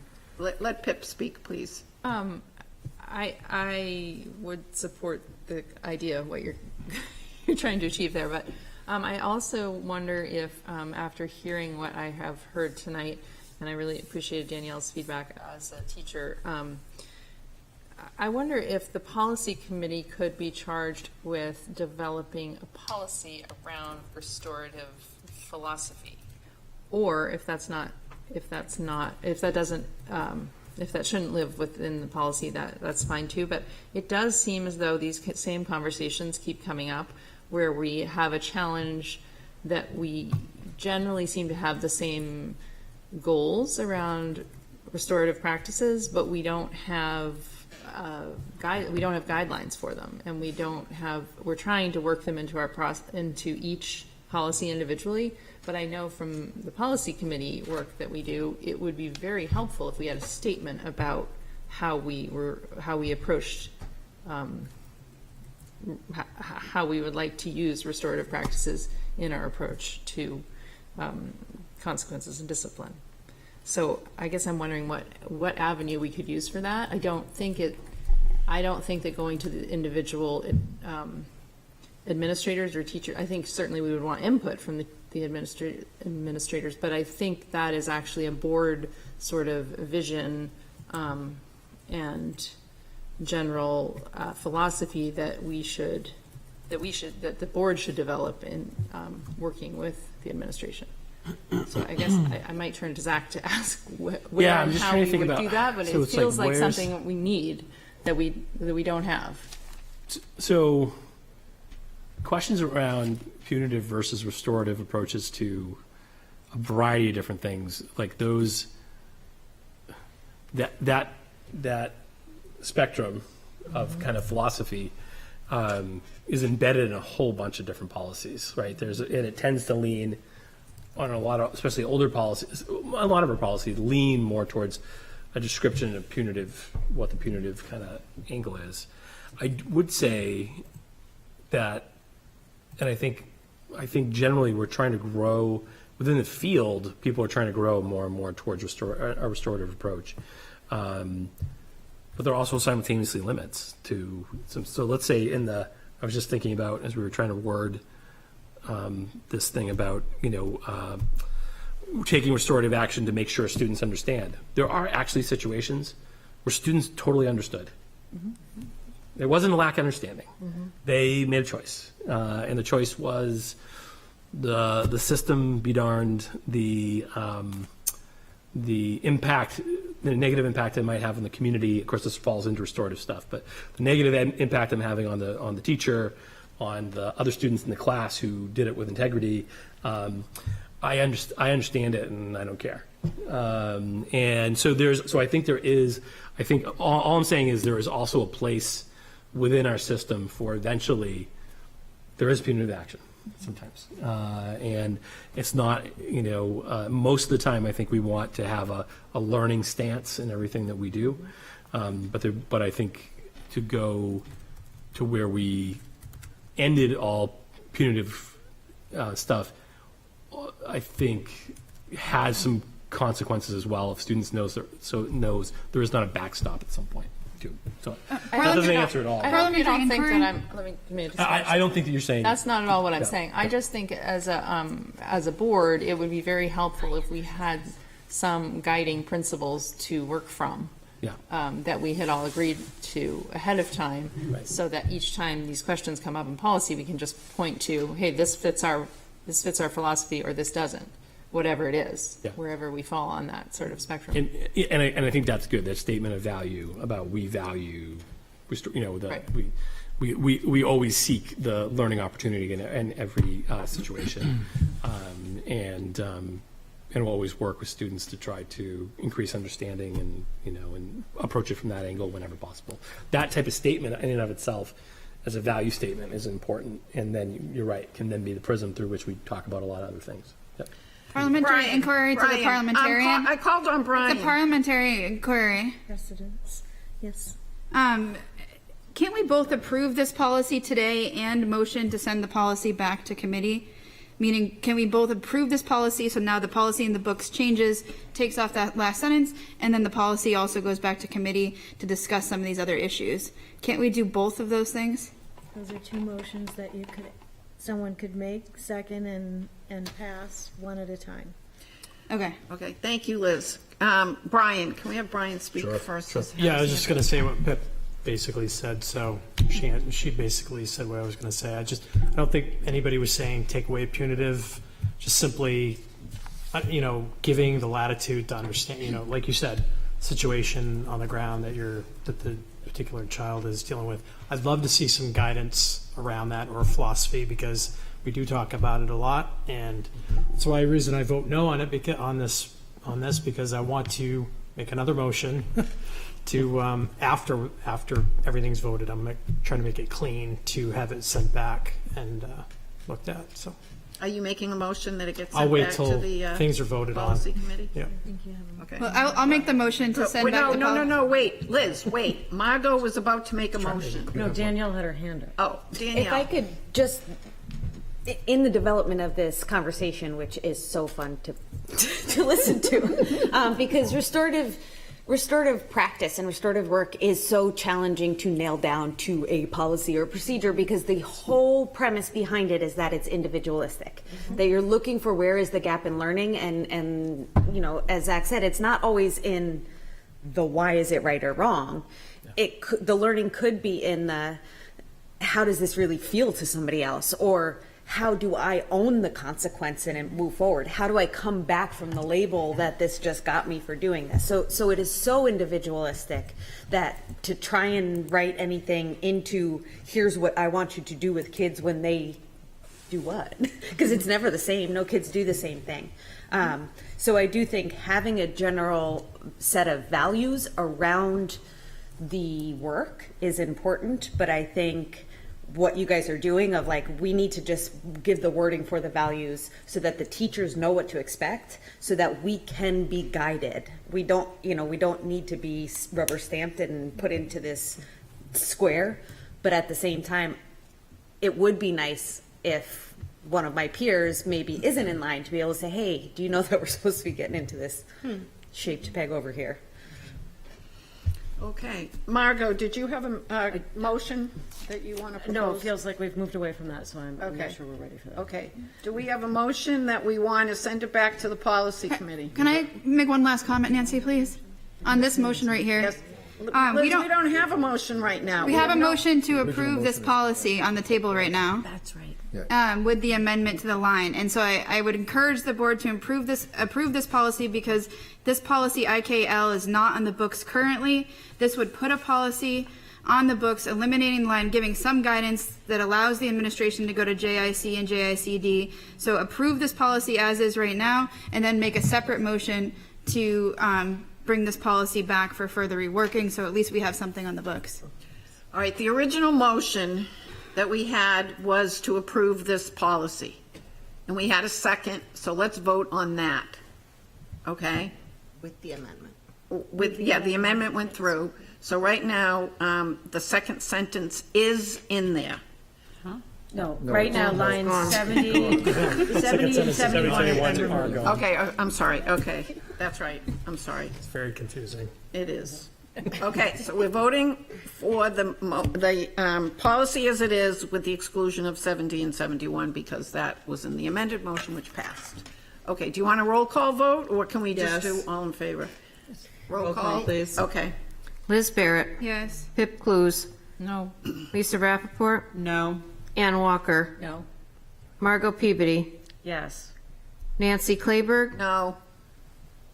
Brian French. No. Carrie Nolte. Pressured. The second sentence is gone. Yeah, I think I need to abstain. Okay. Okay, the motion does not pass, correct? Yep, failed. Okay, how about if we have a motion to send it back to the policy committee? That's a good motion. So moved. Is that what you were going to say, Pip? Second. I was going to ask Margaret to bring back her motion, but I'm happy with that. I will second Brian's motion to do that. Okay, Brian wants us to send it back to the policy committee. Pip seconded it. Do we need a roll call vote? Or do we have any discussion? Yes, discussion. I mean, is it required that we have this policy, Margot? Where did this, I guess, I'm trying to understand why this policy is in front of us in the first place. I know I was part of the policy committee, but is this something mandatory that we need to have? And I guess that maybe that should have been brought up before the vote previously. I don't have my book in front of me on there, but I believe it is, and it's our previous one was so dated and inaccurate. I don't see this is a IKL in here. Better version. No, ours wasn't listed as IKL. What is ours it? we eliminated it, but so it's already eliminated? Oh no, or is sorry. It eliminated? is J. I'm sorry. ICB. I just had it. JICB. Correct. So this Cheating was and to replace- plagiarism. Going to replace that. So this is to replace that, which is So currently we have JICB. which is quite vague and not. The biggest update of the IKL, as I said last time when we presented this, is the clarification of terms, right? That cheating, plagiarism, those are separate terms. Academic collusion, that's not included in our past policy. Dishonesty on paper. So it was trying to get to the point of better clearness for students, trying to provide more space for teachers on what are the areas of my class I need to make sure I'm hitting and clarifying in those discussions around assignments. A parliamentary inquiry to the parliamentarian. I guess, is it appropriate that we give a directive to the superintendent that it's the school board's intent that JICB be administered under the JIC and JICD policies? Because those aren't listed in JICB. I mean, I think it does say administration. I guess part of me is concerned about what's the current practice, what's the current policy, and, how long is this going to live in policy before it comes back? And, what is the directive right now? That's all questions that the policy committee will handle when it goes back to the policy committee. So let's move the question. All those in favor of moving this back to the policy committee, do we want a roll call, or all in favor? Aye. Any opposed? Margot. I think IKL is better than JICB. But It is. All right. Well, motion passes. It goes back to the policy committee. I accept Okay. defeat. Okay. Thank you for your feedback. Thank you, everyone, particularly those on the policy committee that worked so hard on this, and Margot is the chair, so we will hear back from you all. Okay, next item on the agenda is the proposed 23-24 school board work plan, which I know Zach has been working hard on. I included a memo to talk about the fact that this had been a work in progress around a certain set of tenants. And then on the heels of our meeting with legal department, talking about Robert's rules, talking about how to run more efficient and effective meetings, it threw the tenets upon which this was built into question for me. But simultaneously, the work had been done. I had told the board that we would bring the work to you. We had gone through a process of getting information from you, of talking to administrators, thinking about the things that we must do over the course of a year, and having those things. But I would say the question that we dealt with the other night when we were thinking about the role of the board and the efficiency and effectiveness of our meetings, some of you talked about presentations that were not tethered to action. In the meeting we had the other night that was discussed by maybe 3 members, and 2 other members in the response I had asked for people about what do you need from us, referenced the same concept. So I had a majority of the board saying in different settings, I don't know, presentations that feel like are general edification of the board in relation to the operation of the school district that are not directly connected to action, get us into situations where we go down rabbit holes, effectively, that don't actually lead to action, ultimately lead to additional confusion. We get into weird grain sizes in terms of the roles and responsibilities of the people involved. So part of me wanted to just not give this to you based on where we were, based on the conversation the other night, and move back towards this was a good exercise. Some of these things that are in here are required things that we must do at certain times, but the presentations themselves are things that I feel like I would now at this point pull back and say, let's work from what we talked about the other night. Let's be very precise about the things we're bringing to you.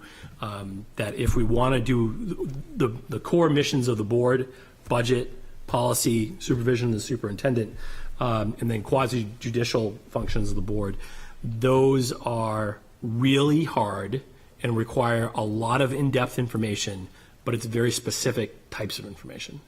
And some of the information we give you is good for context and good to kind of generally know. I think about it as a reporter, you go and you get information on background.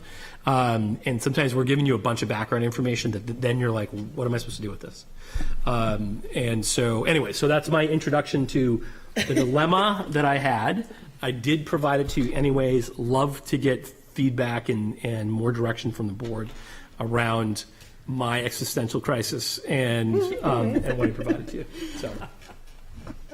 Okay, we will do that. Any questions? Kerry, Lisa, Liz? I am on team action items only. I think that I think one of the challenges, in addition to how you described it, I think one of the challenges is that because of the scheduled presentations, I would rather see us do informational presentations that are timely and for issues that come up. Yes, I would. I think that I am in more favor of those being special requests, in that we say, I come with a motion that I would like a presentation on the color of tiles in the district, and then everyone on the board says, yes, we want this. Because I think that even just organizing what is in here for the board is not not always valuable for your time. Right. And so there are other things that you can be doing with that. So I don't know where that lands. I think we did it a little bit last year with the budget presentations, and that felt much better.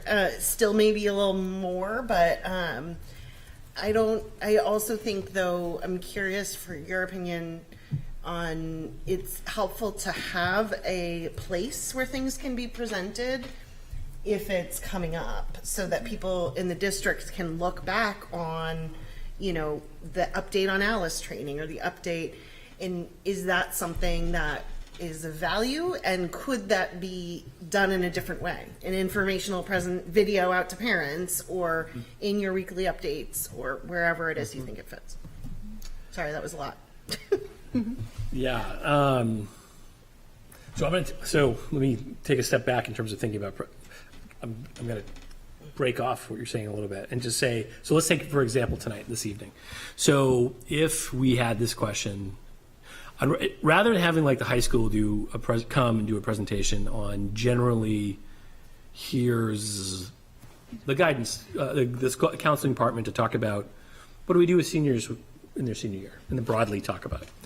I'd rather be in a position where, in talking about policy, which is a core function of the board that's really important, like that decision about are we going to stay with zeros or not is a really important decision that should be well informed when you make that decision. And I'd rather have people come and talk about that core function of the board around that particular question, give them the opportunity to be prepared to come in, talk about it in an organized way, give you materials in advance. We talk about no hand carry. Give you materials in advance that they come, and we do less. I think I talked about this at our last meeting, about it less being like the feeling of like a book report, and more, here's what you need to know to make a judgment about the language in this particular policy. So that's where I'd rather see the time devoted. The challenge in that, I'll tell you, the challenge in that is that it can be difficult sometimes to turn around people that quickly.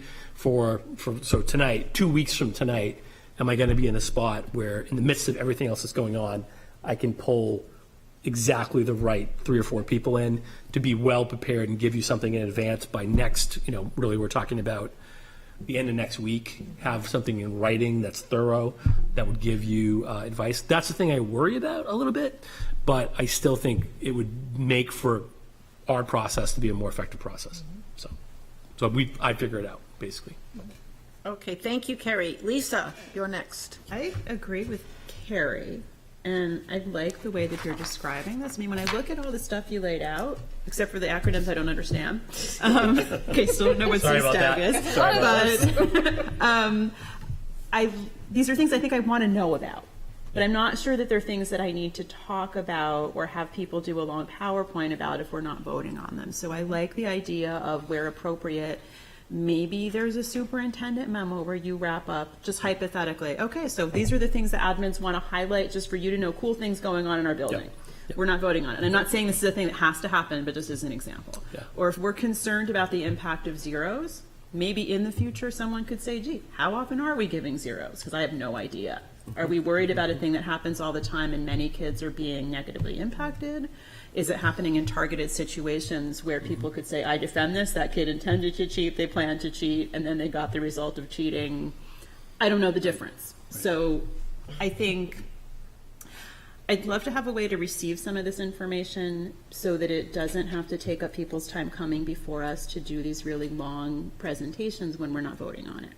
But there are situations like I'd love to know how the 9th grade transition is going, because it's been changing, and it changes in a way that impacts a lot of kids, a lot of teachers, a lot of families. But it's not a board decision. Right, exactly. How that works. Right. So I think using more memos, or maybe making a decision as you think through with the admin team what stuff could be shared, just so we have a better understanding of the big changes that are going on in the building.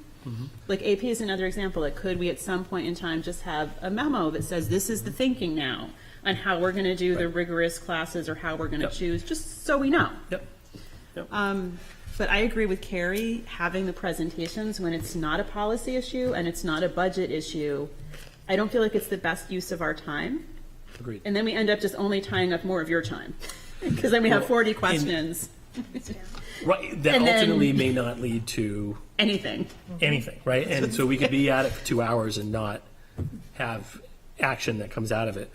And I think my shift in my thinking, and I think tonight's an example of, rather than me verbalizing a lot of what was in my report, it's just in writing. Here it is. Here's what you need to know. Memos. And if you you have additional questions, it's great. And the same thing, instead of necessarily doing, now I think there's a public function, which I'll come back to in a second, but rather than when we do supply information, it always having to be in a PowerPoint with a couple people talking for what we always intend is going to be 10 minutes and ends up being 45. Instead, how much of that can be submitted in well-written material that gives you an opportunity to read in advance before you walk in the room. And then maybe those people would just, similar to this, they're available for questions. And I like it being in the packet, though, so that people in the community who might be Also, curious can have the yes. opportunity to read Agreed. it too. That's all. Okay, Lisa, thank you. And Liz and Pip. Yeah, so I think this is still beneficial for your process of creating the agenda. I think this is beneficial when we're talking budget season, because that really gets busy with hearing updates and where, the budget presentations. So I like this for that. Following redistricting, following the NHSBA meetings and resolutions, and required things at certain times. Also strategic planning updates. So I think what you have here, I wouldn't totally just throw it out. I think this is super helpful for you and the chair and planning agendas going forward. Just to give you an idea, I know, like, for example, in the state, the legislature requires, like, the head of a department to not only give the presentation of what they're doing to the legislature, but they'll require the department to also give the presentation to all the staff and whatnot too. So with that thinking, I guess I'm wondering, like, I'm looking at this ALICE training, for example. So if there's somebody coming in and there's somebody training all of your staff and whatnot, and like a law enforcement, you have something set up, that might be a perfect time to, if it's appropriate, maybe having a non-public based on the conversations that are being had in the trainings, to inform the board of those things too. So if it sort of lines up with you're training all of your staff and you have this special person coming in, like like the strategic planning person's here that day doing something, and it just so happens to line up, those things you might continue to consider, so that we can get those updates from the person, from the horse's mouth. Versus sort of hearing about it later. So I think they would still be appropriate to kind of have presentations in that way from those types of people. But I do agree with Carrie and Lisa. I think it might be beneficial to have a list of these things. Like, I don't know what some of this stuff is, of things that might benefit us to know more about. And, for example, like the AP classes, as Lisa mentioned, but maybe like at the end of the year or at the end of or beginning of semester, like, these are the classes that are being offered. This is what we're targeting for AP and dual enrollment this semester, if you have any questions, so to speak. So it kind of just stays on top of those things and continues, having a process that you just continue to roll out. So I do think this is beneficial still. Thank you, Liz. Pip? I echo the sentiment about the presentations, that having them be specific to action items. And I also wanted to thank you for sharing this whole document with us, because it's really helpful for me to see sort of the full year plan in this format. And I think this has sort of been said, but I think that having just very brief memos from principals or the different departments, or extremely brief, in writing would be wonderful. Or from you, or just to keep us up on whatever's going on, the kinds of things that we get from the presentations, but that could be done much more efficiently. But on that same note, I think maybe you were about to speak to this too, but I think that it's wonderful that your memo comes in our packet for us to read it ahead of time, and that we have an opportunity to ask questions. But I wonder if, for the public, if it would be helpful for you to read through that, not read through, sorry, I shouldn't say it like that, but to just give bullet points from, yeah, exactly, to paraphrase that, because I think there are a lot of people who watch these meetings that don't get the packet, they don't read through it. So just as a matter of updating the public, I think that would be helpful. And then to shift gears a little bit, I'm wondering, I was looking through your list of policies, and I think we spoke about this a bit at the policy meeting, but is this the list that Kathleen passed on to you of what we needed to look at when, or is this something you've developed? So we took, so Paulette and I looked at, based on basically what's the most out-of-date stuff. Okay. So we took the most out-of-date stuff.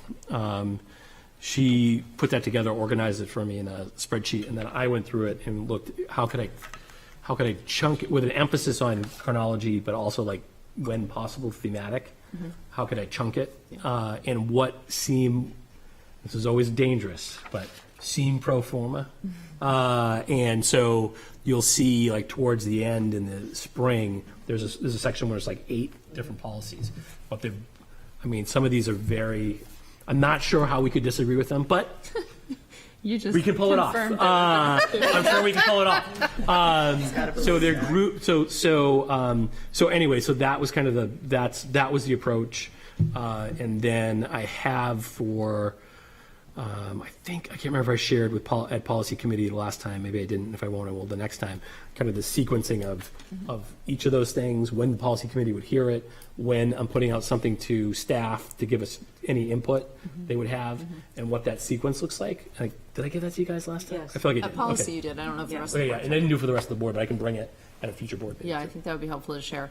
And I also just want to make sure that, given that we have this laid out for the whole year, that there will be room and time to bring up policies if they come up due to some event or some other need to update them.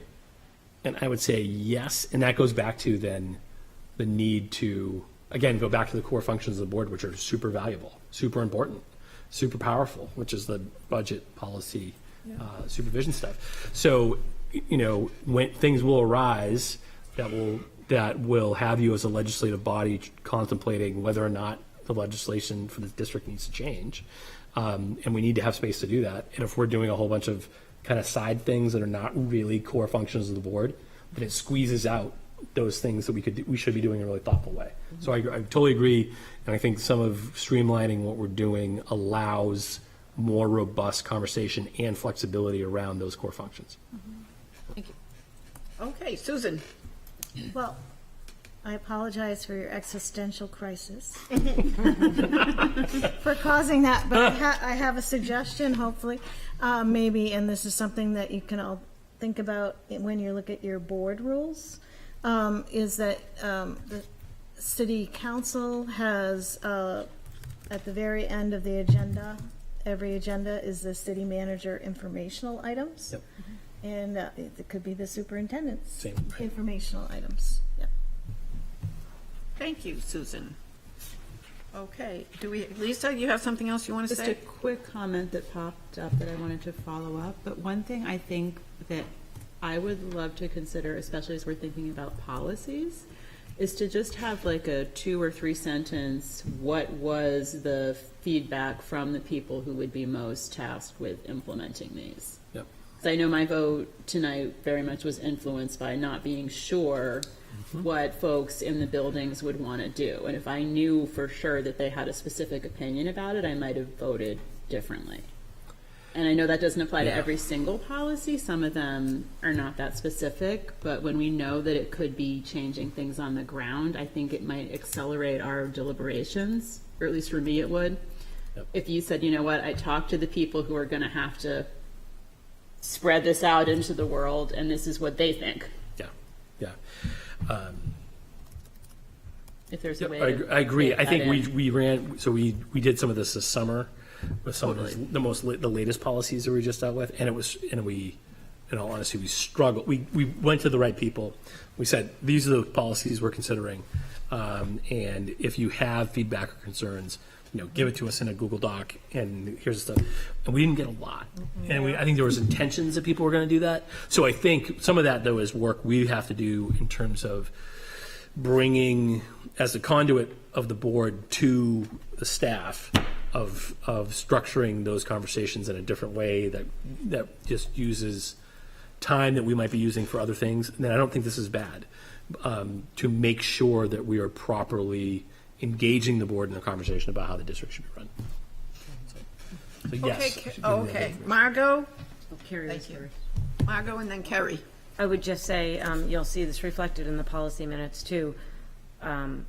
With the board knowing what policies are rolling down, it's really helpful to the policy committee if questions like the zero come up before we review the policy, because then we can give those questions to the people we draw in, because sometimes it's hard to know what the push-pull is going to be and what to have them zero in on. So knowing they're coming down the pipe, I know there's a lot of work to do, but it would be really helpful if that series, a quick read could lead to a 2-sentence question to the board, to the policy committee on, can you make sure this is asked? Okay, good point. Are we all set? Oh, I was just going to Pat. say that, so for example, this evening, it could have been, if, as opposed to me saying during the summer, hey, certain administrators, here are 4 policies that we'll be considering in the next month. Take a look at these. If instead I was able to say, hey, look at these 4 sentences that include the zero piece. What is your, how do you feel about the possibility of zero being pulled out? Or having some language that mitigates the shall. Where do you want to be on that particular question? So if I had that, but that requires preloading, right? But if I had that tonight and I could turn that around to you, I think that would have been super valuable, right? To say, this is what administrators said. We also talked to these are some ways in which we got some additional teacher input separate from administrators, and this is what we heard. That would have really informed. I'm sure you would have been like, yep, I'm ready to vote one way or the other tonight. Totally. Yeah. So. Okay, can we sum it up with Kerry? Good luck. Were you planning to sum up, or were you? I was going to throw another wrench in it. There you go. No, I think because I was just looking at one thought, and if we are going to move away from like more informational presentations, is to flip the policy piece to say like, I don't know, interdisciplinary credit and earning, like kind of how you have some of them that are like topically grouped, in that we identify a staff member that we would love to have here for the meeting to be able to ask questions of in that way. Because I think some of the point of the presentations, from my understanding, was like a touch point with the different administrators and the board. And I don't think it was a very effective one, but maybe understanding this, having them here to educate us about how this policy might affect their role. Just an idea, not a summary. Thank you. Okay, Danielle. 2 seconds, just real quick. I'm just, again, just Summary. listening to all of this. It seems like there's 2 points. It's to kind of inform you guys of some of the stuff that's going on and then have these conversations. But I'm wondering if they are more informational, and I looked at a couple of them on here, that it could be, I love your video chats, but this quick, and it would hold the staff member to really think about whatever, or the administrator to really think about what do they want to present. When you have those videos, then they could be shared out in the newsletter of like, look what Dondero's doing, or check out what Lister's doing, and here's the big move that they're making this year. And And so it would Yeah. give those key highlights that puts it out to all your stakeholders. And then Right. if you needed to have a bigger group conversation of a work, like something you need to talk about, then that's different. Okay, thank you, everyone. Do you have enough information to work with, Mr.? I never have a Superintendent? lack of information at the end of the meeting. So I'm excited about the information I've been provided. Okay. Okay, let's move on. Appointment for the delegate assembly, and then we have the resolutions to talk about. So, who would like to go to the delegate assembly of the New Hampshire School Boards Association on October 14th? Am I correct? Saturday, October 14th? It's, Carrie. pardon me? I would say Carrie. I was nominating Carrie. Yeah, we're nominating Carrie. Carrie went last year. It is very fun. It was an interesting experience. I really enjoyed my time, but it's such a great opportunity. I would love to offer it to others so that everyone could have the same experience. The soccer game. Is there anyone that is Carrie, able yes. to attend this year on behalf of our board? I think the leader of our legislative committee, it might be a great opportunity to really get. So you're taking over the legislative committee? I will be. I can make it work, but I will be traveling for a long period of time right after that, and so it's the last weekend with my family. So if someone else can make the sacrifice of time, I would appreciate it. I guess I have some questions about this, if I could. Yes. I know there was a previous part of the agenda that brought up some New Hampshire SBA things, and in that memo from the NHSBCA, it talked about trainings, and it looks like there's a legislative summary and recap webinar on September 15th that they referenced. So that's this week from 12 to 1:30, and it says $30 are free for workshop subscribers. So and there's also another one, school board policies in response to recent legislation, a training on September 19th. And there's also on October 6th, there's how the delegate assembly works. That one is free. The other Hey, one's Liz, $30. can I interrupt you? Yeah. We are members, so it's free for us. No, but I think that's for workshop subscribers, so it sounds like that's an extra fee. That's us. We are. That's us. Workshop Everything subscribers? for us is free. We're full-bodied, tuition-paying, whatever you call it, members of the New Hampshire School Boards. Okay, so there's a training for the how does the delegate assembly work on there, and so I guess I just wonder. I think people looked at that. People looked at that. So Okay. thank you. Okay, so let's get back to the delegate I representative. nominate Lisa Rappaport as our delegate for 2023. Thanks, Carrie. Are you- I can go, you yes. can. If Oh, anyone okay. wants to, though. Yeah, we second that nomination. Okay, it doesn't have to be a vote. I We am, just, I am, again, they came out too late for me to send this around, but I'm happy to work with Lisa and or send them out for just so that we have some feedback for discussion, and then we'll just share that in the meeting. I nominate Carrie to do the magic thing she did last Yes. year, where she organized Yes. it all so that people could quickly weigh in. On it. That was very Can we do that for efficient. the next meeting, which is the 26th of Yes. September? Because then the assembly is 2 weeks after that, so. Yes. Okay, good. That would be great. I think, and the resolutions are in our packet, so we can look at them, everyone. So that could help Kerry and Lisa make their presentation on the 26th. Just, if I may say one thing about those, I had a misunderstanding when putting it together last year. So the proposed resolutions are new resolutions. The continuing resolutions, we do still have to vote on. They need to be voted yay 3 times in a row for them to become permanent in the advocacy strategy of the NHSBA. Does anyone, so when you see them come out, I just wanted to say that out loud so people could make sure we in favor are on or the same not in page. favor. Color coordinate them, continuing versus proposed. Oh, okay. All right, thank you so much, Kerry and Lisa. That's a very nice commitment that you're making on behalf of our board. We appreciate it. You're saving me from a spreadsheet. Okay, moving on. Consideration and approval for the creation of a scholarship in the names of Alice G. Flynn and Thomas Flynn. Move to approve? Second. Any discussion? It looks like it's pretty, Cut and dry. we got cut and dry, so I think, does anybody have any question? Kerry? I'm just really appreciate it. I'm just curious if we have any context for the donation and from the estate, or if anyone has recall. This is all done through Kathleen, so I don't have the specifics. Okay. But I think we have a couple poli-sci people around the room, so go poli-sci and thank you very much to the Flynn family for the generosity. Okay, do we need, is this a motion? Do we need to approve this? Okay, yes, we do. Okay, did somebody make a? Motion, a second. Yep, We have a second? we got it? All those in favor? Aye. Any opposed? Okay, thank you, Mr. and Mrs. Flynn. Next, we have a report of new employment. And those are just notifications. Those were completed during the summer process. And I think you met Mr. Douglas was wasn't with us for the introduction to the board, but it was out at the reception. And then Fragler also was the same. So those are just report outs, not anything that requires any action. Okay, thank you.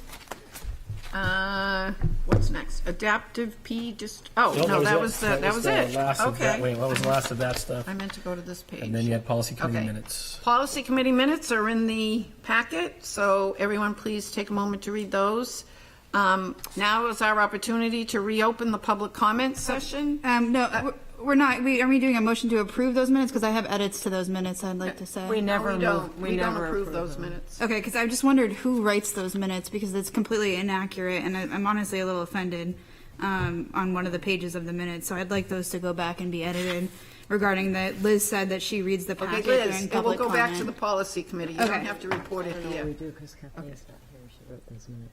But I think we as a committee, You can figure it we out. can take a look at it. and Okay. Yeah, we can do it. Make adjustments to the minutes if we had to, if we felt it was appropriate within the committee. Okay. I believe. Okay. Yes. Okay, now's the time to reopen the public comment. We do not have anyone present here in the chamber. Matt, is there anyone on Zoom? There is not. Okay. All right, we will close the public comment section 2, I guess you could call it. And we can adjourn our meeting. I guess we would, Margot has something. I'm sorry to speak out. I should have done this at the announcements, but as you know, we've been working on getting the list of the PTA, PTO, PAC meetings so we can have a board member present. At the moment, the next coming board meetings, PTA, PTO, PAC meetings, New Franklin, they are trying a new format this year. They're going to meet quarterly. So the first of the quarterly meetings is September 19th. That's next week at 6:30. Dondero will be meeting September 21st at 6:30. 14th, they're meeting this Thursday, right, Brian? Not in the list they provided me. That could be a new update. Okay, I'm pretty sure it's just, I have it on my calendar this day. We reached out to all the presidents and got the list, but they might have added one last minute. What time did you say? 6:30 is September 21st, and that's in the library. I believe the New Franklin one is also in the library. I plan to attend New Franklin if that's helpful. Wait, that's helpful. Yep. And You can? Okay, good. Thank you, Kerry. Portsmouth Middle School is Tuesday the 19th as well. So obviously, if you're at the New Franklin one, you cannot attend, and that's at 6 p.m. We have there was some COVID amongst the leaders of the high school, so we're getting those dates out, and Little Harbor is organizing their dates as well. So I will send out an informational email with those two when we hear them to make sure we have coverage. It sounds like we've got someone at New Franklin. I'll be at the middle school. We've got someone at the middle school. Oh, 10 Dondero. Okay. Okay, so we're all set. So when we get high school in Little Harbor, we can have people go to those. Yep. And let's just remind you, so some of you weren't on the board when we did this. The role of the board member at that meeting is a board member, so it's a conduit of information. So if you want to be there as a parent, let us know and we'll put another member there so that you can participate as a parent. But the board member's role is clarify questions that might come up related to policy or timeline and share information back to the board of, middle school is really concerned about dismissal time. Have we thought about that? So just to clarify our role there. Is that effective now? It's like I'm on the middle school PTA, like I'm just organizing a bake sale. Oh, no, So- just in these meetings when you're the board rep at the Okay. meeting. Just at the meeting when you are the volunteered board rep there. Where is that guidance coming from? Because it doesn't seem like, I honestly feel like you could wear two hats at a meeting. You could say in my board capacity, you know, It's always been the way the board operates. If Yeah, you I go just- to a I guess I PTO don't agree meeting, with it. You're a board member, if you're representing the board. If you prefer to go as a parent, then we'll have somebody else go and represent the I know, board. but I think that's like, we all have kids in this, most of us have kids in the school. Right.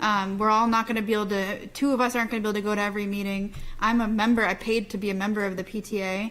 I think it would be appropriate for me to listen. And, you know, if there were something board related, I mean, I don't know what Brian's done in the past. I know he's gone to meetings and listened.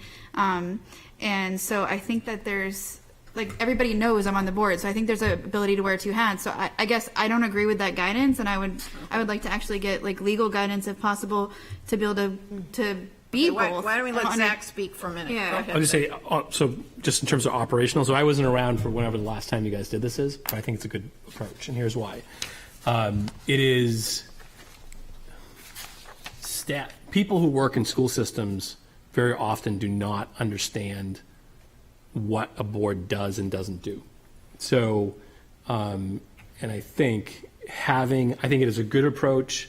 Not everybody does it, but I think it's a good approach to be like, yes, I have two roles. I am a parent in this particular school, and I serve my constituents as a member of a 9-member body. It has an impact on people in the room, principals, teachers, whoever, when they're not sure in what capacity you're speaking. And so it changes the way in which they approach, and also I will tell you that with staff, there's also confusion about if this person who's the board member, who's part of a group, who's part of the boss of my boss, if they make a statement that's a declarative statement about what should happen, am I supposed to do what they say? Am I not supposed to do what I say? So that is confusing. That can be really confusing for staff and put them in situations where in a moment in a public conversation with their parents, they're not sure what to do with what you just said. And so I appreciate it, and I'm sure legally you can do whatever you want.